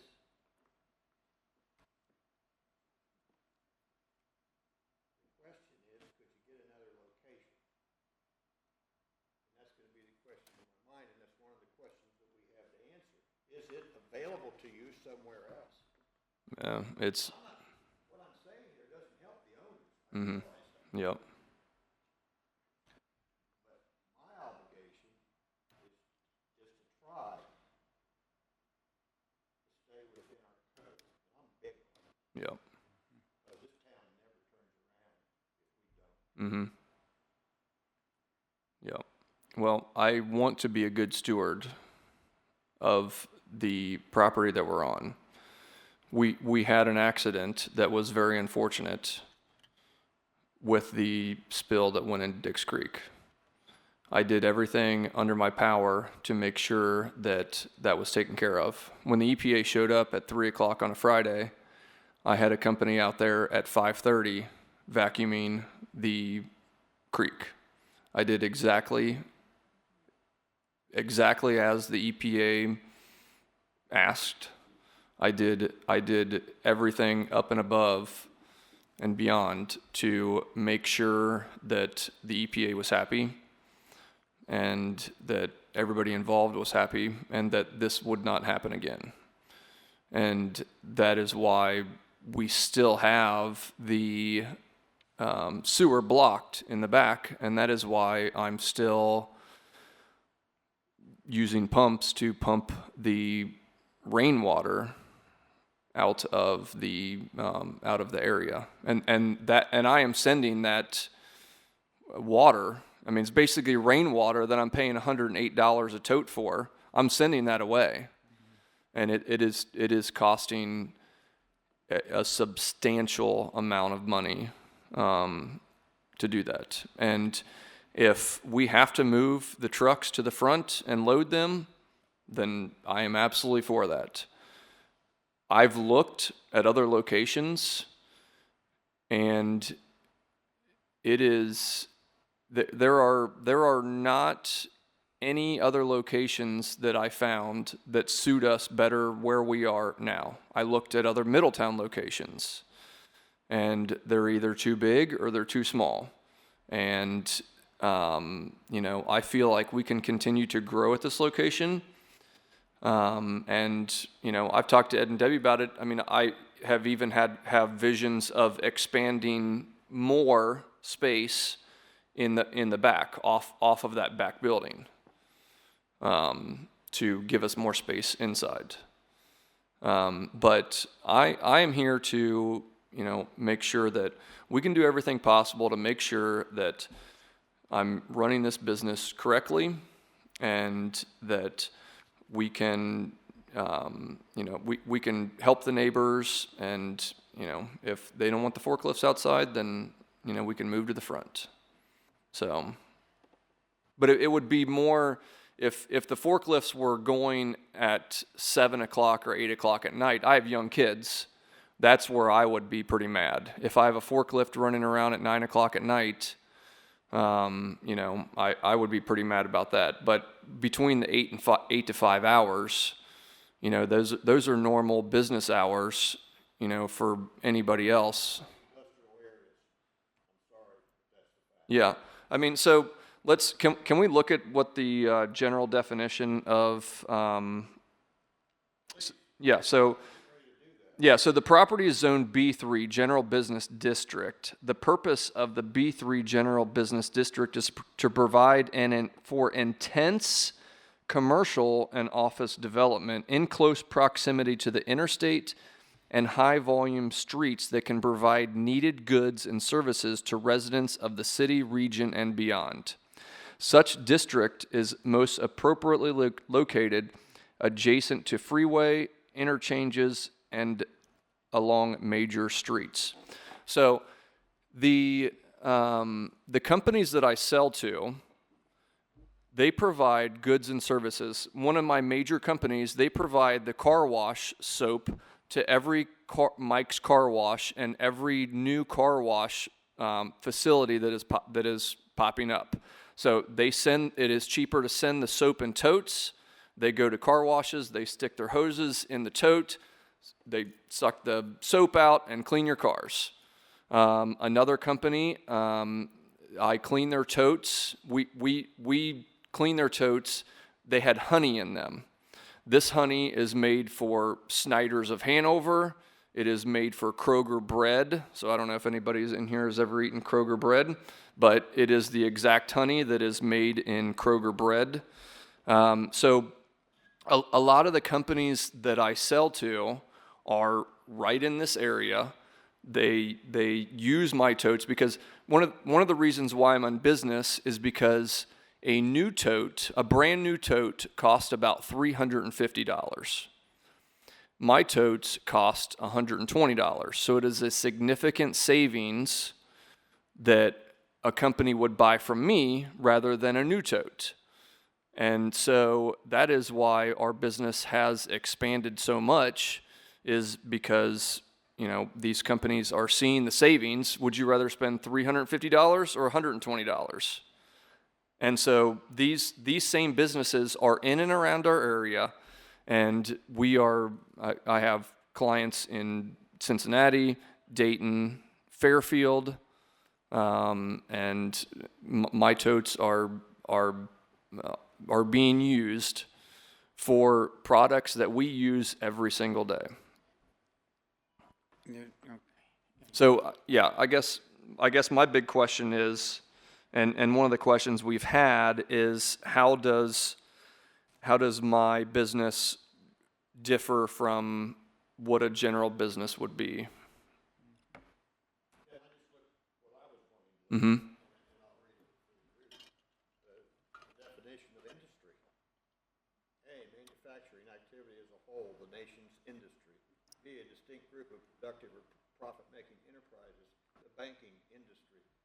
C, a department or branch of a craft, art, business, or manufacturer, especially one that employs a large personnel and capital, especially in manufacturing. D, systematic labor, especially for some useful purpose or the creation of something of value. That's enough. I think if we're talking about how this business is different, you know, again, let's go to chapter 1204.8 and 1204.3, where it states here that industrial uses are not permitted in the B3 zoning district. I mean, the fundamental business that you're proposing, in fact, what you're asking us to approve, is a use variance for an industrial use. Correct. Fundamentally, in the code, it's not permitted. What you're asking for on its face is not permitted. So now we're having a hearing to kind of figure out whether or not that we can resolve this question, whether Certainly. or not that we can do that or not. Yeah. But certainly, storing boxes is very different than the overall nature of the business that you have. We have chemicals, we have a lot of other things. Not so much you sell or the similarity, it's the nature of the business that you're doing here, the type of business that you have. Is there any other questions for Zach? Any other questions?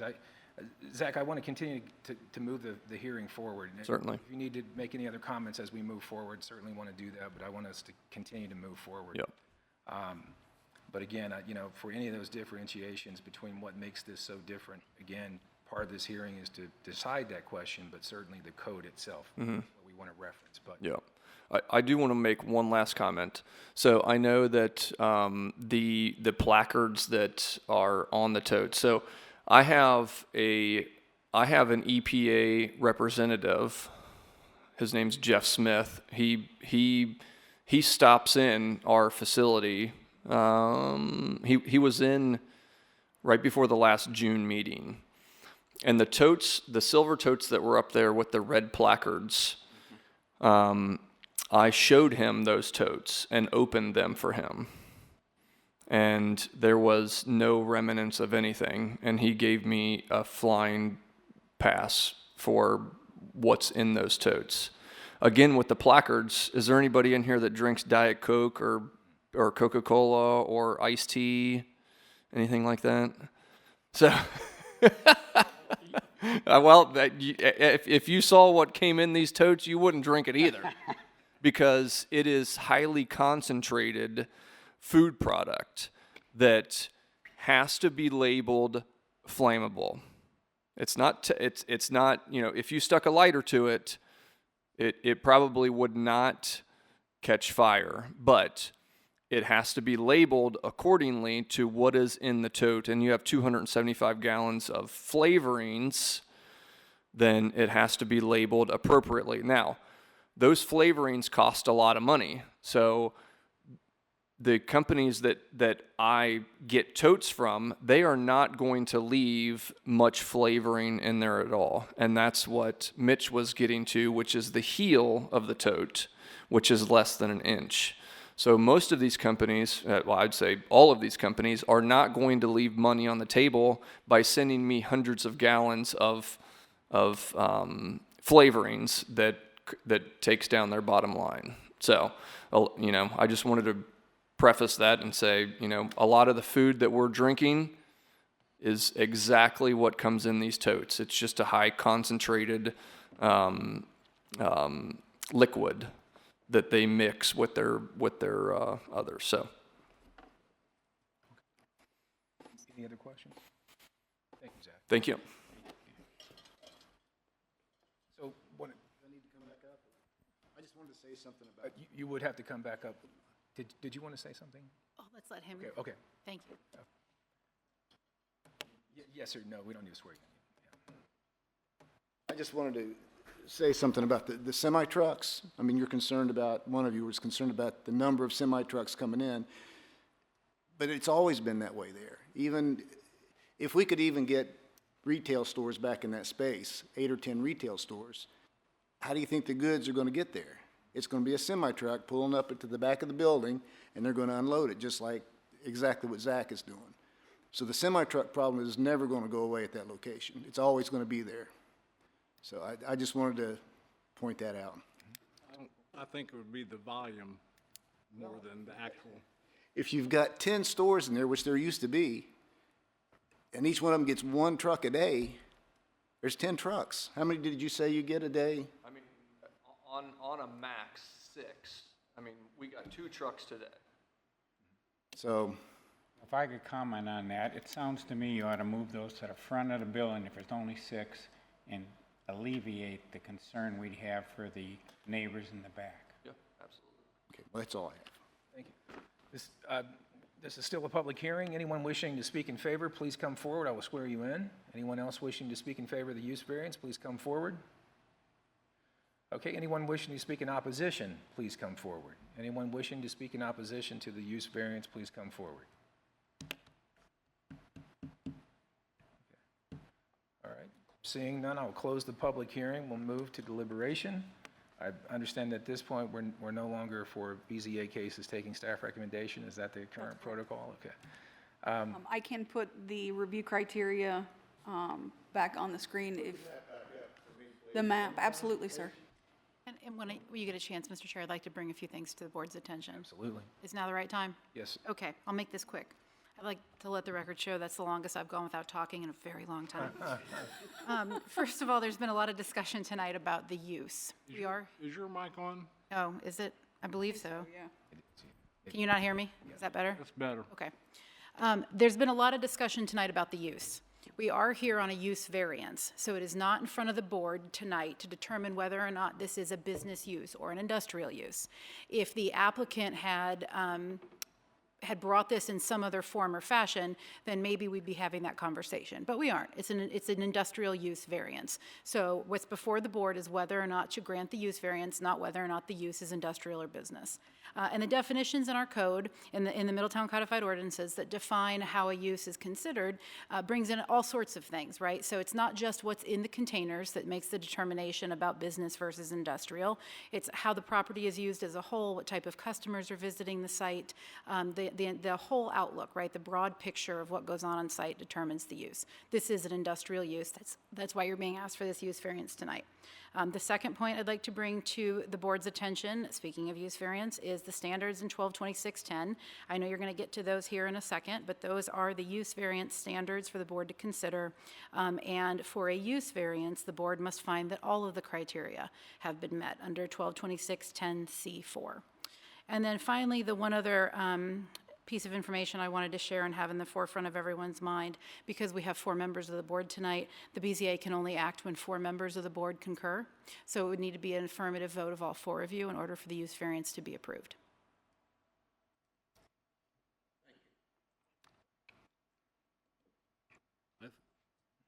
It all comes around to the big circle. We're here for the items in the use variance review criteria, and they have to meet all of them for this, and I see DH and maybe I that they do not meet, especially the one with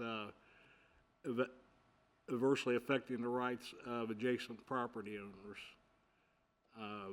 The essential character of the neighborhood will not be substantially altered as a result of the variance. So those 2 there, and he has to meet all of them, will be the ones that I would be. Which restate that again, just the 2 that you're referencing? D and H. D and H. Okay. I just had a question for staff about master plan for this area. Considering that it is currently B3, I didn't have a chance to review.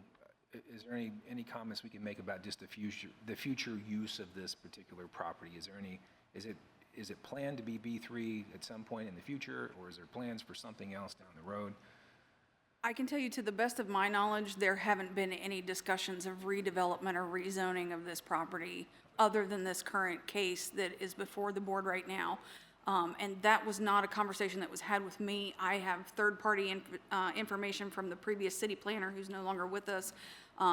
It was his understanding that should the use variance be denied, that the owner was considering submitting an actual rezone of the property to Planning Commission and City Council to adjoin the I-2 district that's across the street. Whether that actually comes to fruition or not, but as far as city plans are concerned, there's been no push or look to redevelop this to tie it into an industrial area, especially given its proximity to the residential neighborhood that's behind it.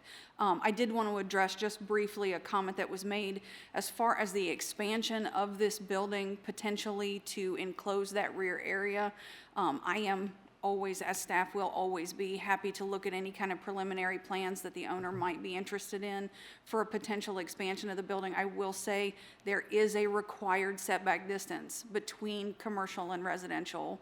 And with the space being as small as it is behind the building, the odds of them being able to build a large enough addition to encompass that area and still meet that setback, I have some doubt that that might be possible. But I am more than happy to look at any preliminary plans that they might wish to submit prior to any official submission.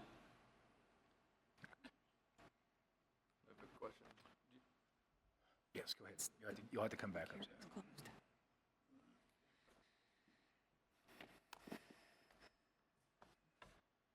Do we know what that setback is? Because the inbox store, the inbox facility, it is maybe 12 feet from the property line back there? Well, and I will tell you, the Middletown Development Code received an update in 2018. Okay. So when the building was built, the setback distances could be markedly different than they are right now. Okay. Any plan or any expansion that happens after that update went into effect in 2018 would have to meet the current iteration of the code. Perfect. Do you by chance know what that I can setback look it is? up. Because it is pretty large back there. I mean, it is, Well, if you put the is it, photo back up, you can see is it 2 acres back there? Well, it might be it might be an acre. the total property is 3.5. Yeah, so the back, That's the,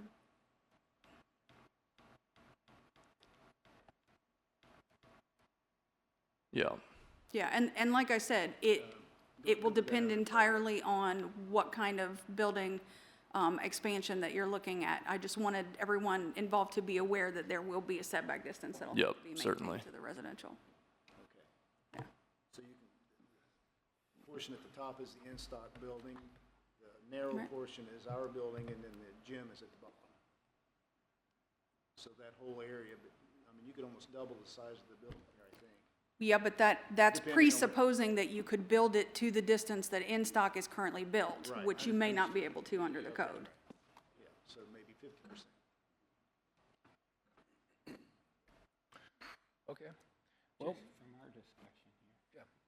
You know, when you lay out a situation between industrial and residential, it's very common to put a business zone in between to buffer the residential area. And, you know, although I would never consider this a heavy industry that he's performing, it's even a question whether it is an industrial use in my mind. But, you know, a B3 is a buffer zone in my basic understanding to the residents. And that still concerns me. If I had children back there in those lots and they're running all kinds of trucks, fine. I understand the argument that there was always trucks back there.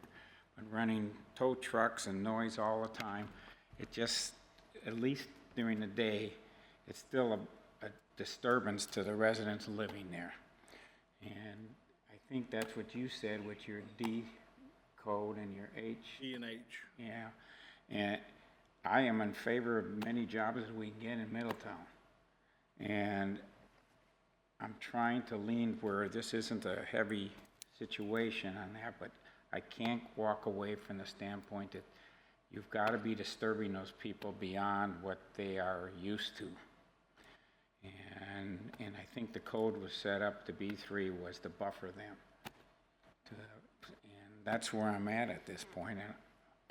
And if Zach can address the situation with the neighbors back there, more power to you. But until that gets addressed, and I feel comfortable that that is being addressed, I have a difficult time allowing this to go through. Can I say one more thing? Yes, sir. I think,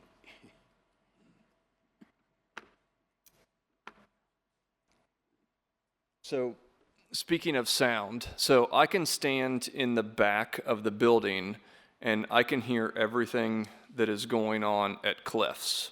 I can hear, the train whistles. I can hear the place where they're actually molding the steel. I mean, I can stand back there on that property line and hear just about everything that is going on at Cliffs. Mm-hmm. So, I mean,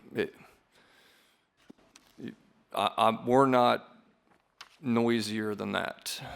I can hear that all over town. I mean, a truck, every hour, and, a forklift where, it's banging the forks, together. I mean, we're just driving on the surface, so, again, if it was. I think you got a little bit of concern by them by having the amount of stuff you had stacked up there, because now you're over the fence line, you're running the forklifts up over the fence line, I'm sure, and that's probably a concern just from a standpoint of tipping, spilling, or whatever. Yeah, I mean, these totes, they weigh 110 pounds. They're not, if they fell on you, they would hurt you. But we're not driving. So as far as the height that we're allowed to store back there is 20 feet tall. If I store 4 of them tall, which technically we're allowed, that would be 16 feet. So I could stack them 4 tall back there. But since we moved in, since we took over the rest of the space, I don't need to stack them 4 tall. I would like to put before the board, just for a point of clarification, there is no legal outdoor storage at this location. Outdoor storage in the B3 district is a conditional use that has to be approved by Planning Commission.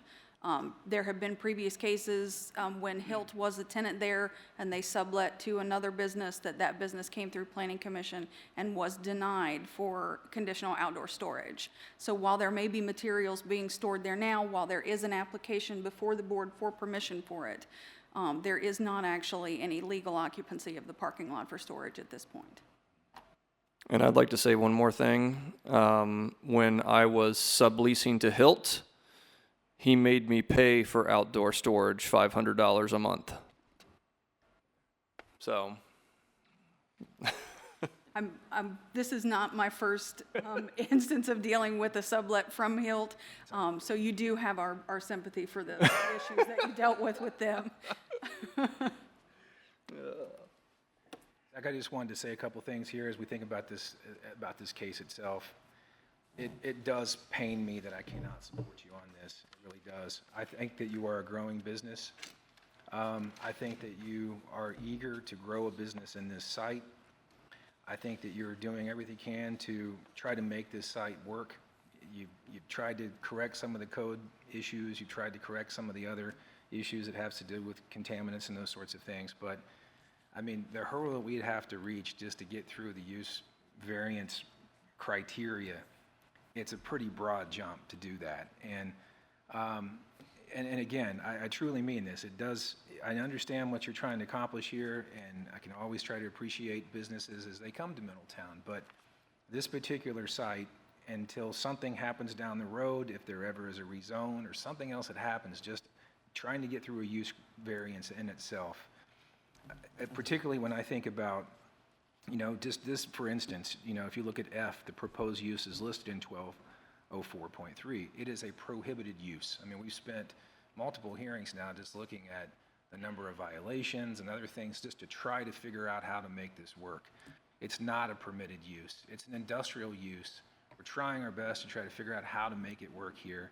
And then as it's been referenced again, when you look at D or if you look at H, whether or not, if your plan is to make this site the best you can and expand your business, those setback requirements and all the other things that are going to come into play in that future next case before Planning Commission perhaps, or even what you're proposing, again, we're kind of painted in a corner here. And for all those reasons, I just cannot support this particular request. I appreciate what you're trying to do and grow a business, but I just don't think that it's compatible for what we have here that close to a residential neighborhood, particularly with the intent to grow this business and do more. So for that reason, I would have to say that I would agree with my colleagues, and I would not grant the variance for this particular request. Do you have a motion? Yes, unless there's any other comments, at this point, we need to make a motion. Someone will have to make a motion to deny, if that is. Well, I've already made my statement about when I was on my way to the meeting. And I think the overriding thing for me, unfortunately, is, H all by itself.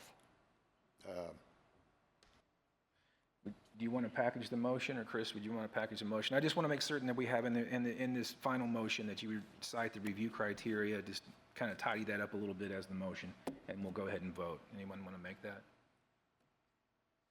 You have the honors.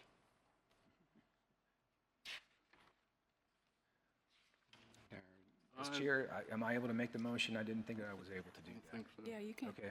Well, I'd move to deny based on criteria D, H, and F.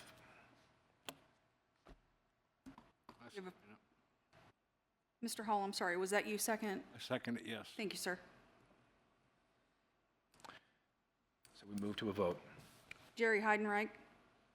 I think these guys that came tonight, you gentlemen, you're very professional, and your presentation was there, but as our chairman already stated, we are kind of in a box here. I have to vote with the motion.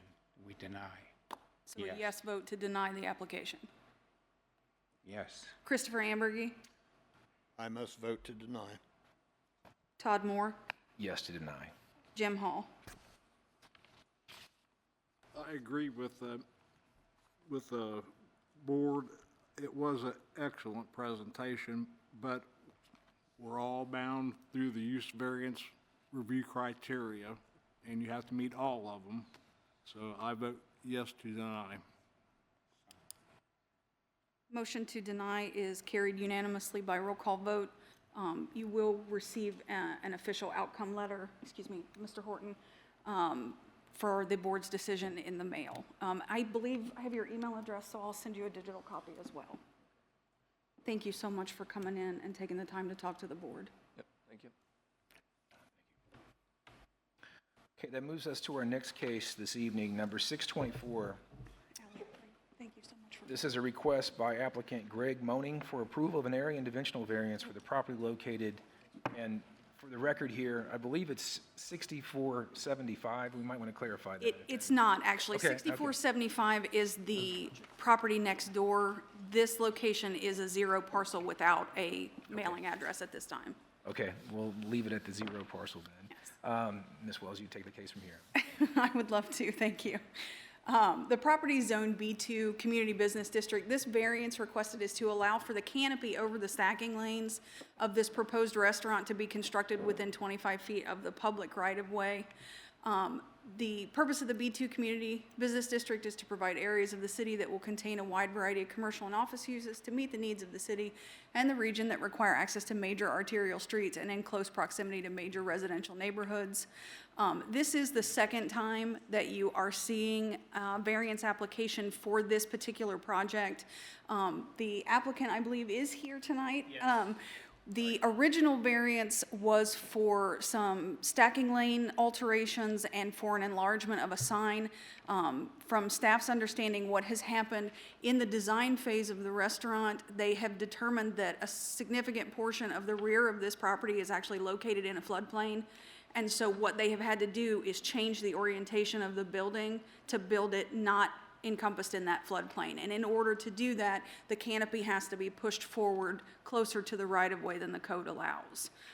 We do have some ability for administrative waiver for a couple of feet, but we don't have the ability to internally review and approve the variance as it stands here in front of the board. So you're looking at a site map here. As we said, 6475 is the address of the Quality Inn and Suites. This parcel is a 0 parcel that's next to it. Per the Middletown Development Code, Chapter 1204.10, Site Development Standards, B, cornices, canopies, eaves, awnings, and other similar architectural features may project into a front or rear yard a distance not exceeding 6 feet, provided that the areas under such projections are not enclosed. The front yard setback in the B2 Community Business District is 35 feet. The current site plan indicates that the setback from the closest portion of the canopy will be less than 13 feet, and the furthest will be greater than 19 feet. And then again, this is a site overview. Per the Middletown Development Code, the requirement for legal notice for variance requests, meeting notice letters for the proposed variance were sent to all property owners contiguous and directly across the street or public right-of-way, and all comments received were forwarded to the board for review. The Middletown Development Code states that the purpose of a variance is to provide limited relief from the requirements of the code in cases where a strict application of a particular requirement will create a practical difficulty or unnecessary hardship, prohibiting the use of land in a manner otherwise allowed under the code. It is not intended that the variance be granted merely to remove inconveniences or financial burdens that the requirements of the code may impose of property owners in general. Variances are intended to address extraordinary, exceptional, or unique situations that were not caused by the applicant's act or omission. These are going to be different review criteria because this is an area and dimensional variance rather than a use variance. The following factors shall be considered and weighed to determine practical difficulty. 1, whether the special conditions and circumstances exist which are peculiar to the land or structure involved and which are not applicable generally to other lands or structures in the same zoning district. Examples of such special conditions or circumstances are exceptional irregularity, narrowness, shallowness, or steepness of a lot, adjacency to nonconforming or inharmonious uses, structures, or conditions. 2, whether the property in question will yield a reasonable return or whether there can be any beneficial use of the property without the variance. 3, whether the special conditions and circumstances are a direct result from the actions of the applicant, his or her agents, or prior property owners. 4, whether the variance is substantial and is the minimum necessary to make possible the reasonable use of the land or structures. 5, whether the essential character of the neighborhood would be substantially altered or whether adjoining properties would suffer substantial detriment as a result of the variance. 6, whether the variance would adversely affect the delivery of governmental services such as water, sewer, electric, refuse pickup, or other vital services. 7, whether special conditions or circumstances exist that are a result of actions of the owner. 8, whether the property owner's predicament can feasibly be obviated through some method other than a variance. 9, whether the spirit and intent behind the code requirement would be observed and substantial justice done by granting a variance. And or 10, whether the granting of the variance requested will confer on the applicant any special privilege that is denied by this regulation to other land structures or buildings in the same district. Just as a point B at the end, no single factor listed above may control, and not all factors may be applicable in each case. Each case shall be determined on its own facts. So unlike the use variance, it doesn't have to meet all of these standards in order to be approved. It just has to be reviewed and approved by the board. As the appeals notice on the screen, any person or entity claiming to be injured or aggrieved by any final action of the Board of Zoning Appeals has the right to appeal that decision to the Court of Common Pleas as provided in the Ohio Revised Code, Chapters 2505 and 2506. That is the end of the staff report, and the applicant is here. I am happy to answer any questions that we might have, or we can just move to his presentation. This is a public hearing. I will open the hearing now. Anyone wishing to speak in favor, please come forward. Just state your name. Address for the record. Yes, my name's Greg Monig. I'm with Wolpert, 409 East, no, I'm sorry, I'm repeating an old address, 4454 Idea Center Boulevard, Dayton, Ohio, 45430. Testimony you're about to give the board is the truth, the whole truth, nothing but the truth. It is. So, yes, I appreciate you taking the time to meet with me tonight. I know you had a long agenda item ahead of us. Hopefully this isn't as complicated. I guess the reason for the canopy, I don't know if you've been through one of the Chick-fil-A drive-thrus, but it's basically to keep our employees out of the weather. They're basically running between cars, bringing the food, taking the orders. Elizabethtown, Kentucky, yesterday. Oh, yeah, okay. That's good. So yeah, I think it would be difficult to do the use, a Chick-fil-A use without the canopy there. So I just wanted to point that out. Thank you. Thank you. Could you tell us about the floodplain? Yes, well, as part of our Alta survey, we identified the floodplain. It's based on the 100-year base flood elevation of 686. It runs along the creek, and the initial concept was going basically to the property line without consideration for the fact that the floodplain is basically narrowing our lot. We did not want to impact or get into the floodplain with our design, so it requires doing a narrow development on the site. I thought I read that it was going from 35 to 25 feet. Did I read that correctly? Or it's been a long night, so that's just. I think the closest it is it's like 13 feet is what I think she pointed out. With Yeah, the edge of the canopy. The requirement says that the stacking lane, it has to be set back from the right-of-way, but they can encroach, but only up to a distance of 6 feet.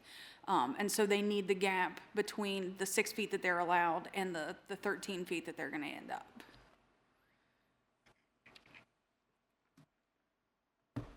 And to Mr. Hall's point, the rationale here is essentially that floodplain and to accommodate the unusual nature of the.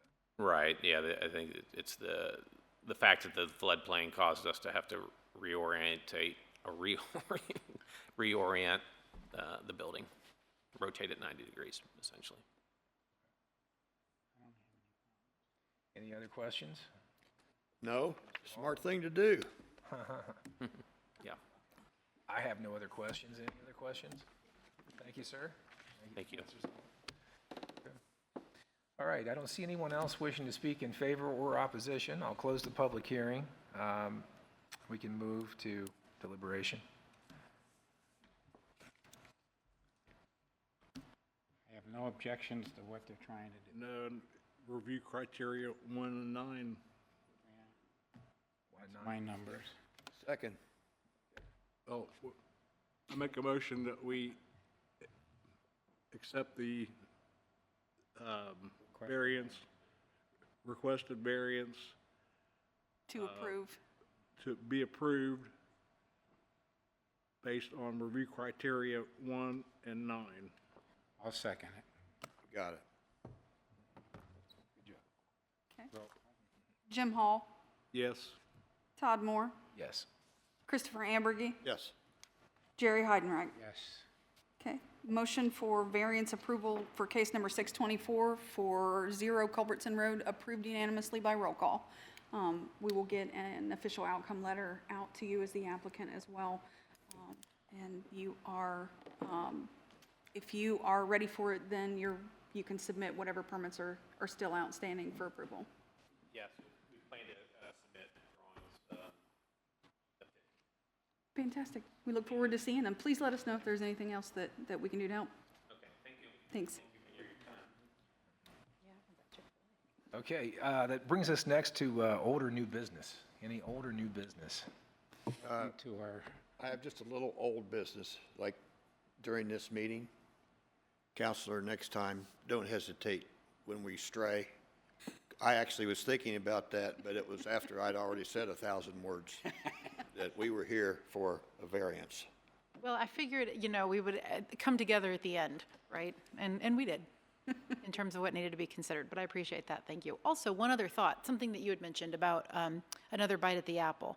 So that was specifically because the applicant at last meeting had withdrawn their application, and that was well within their rights to do so, and then it was applied for by a separate, by a different applicant, By the agent for the owner, Yes. the owning So it's not LLC. just that you can just keep refiling if something gets denied, but they had withdrawn and then refiled. Well, and we did have cases previously in my tenure as the zoning administrator where we had someone who kept applying after they got denied. And we did work our way through a text amendment to the development code so that an identical application could not just be turned back in. I believe it's a 365-day waiting period. I remember that. before- Yes. Yeah. Yeah. The only, if you have any additional old business? No. The only new business that we had listed here is just the liaison change for your board.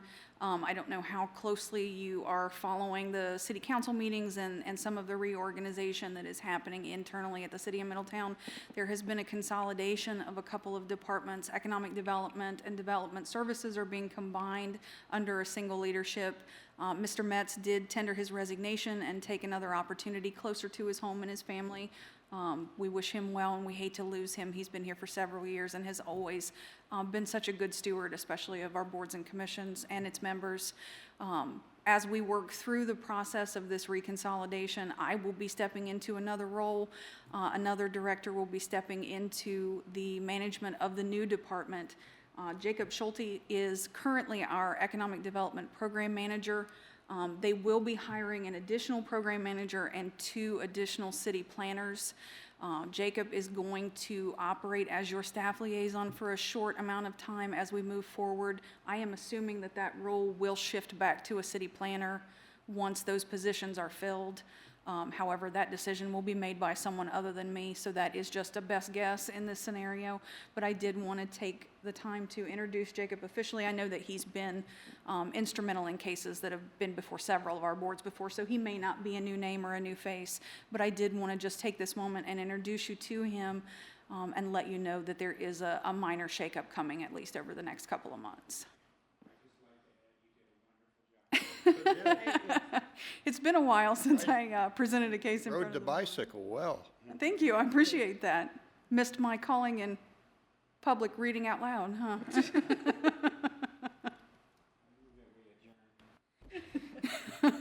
All those in favor of adjournment, say aye. Aye. Okay. Meeting is officially adjourned at 7:45. Yeah, Deborah, it looks like you do this all the time.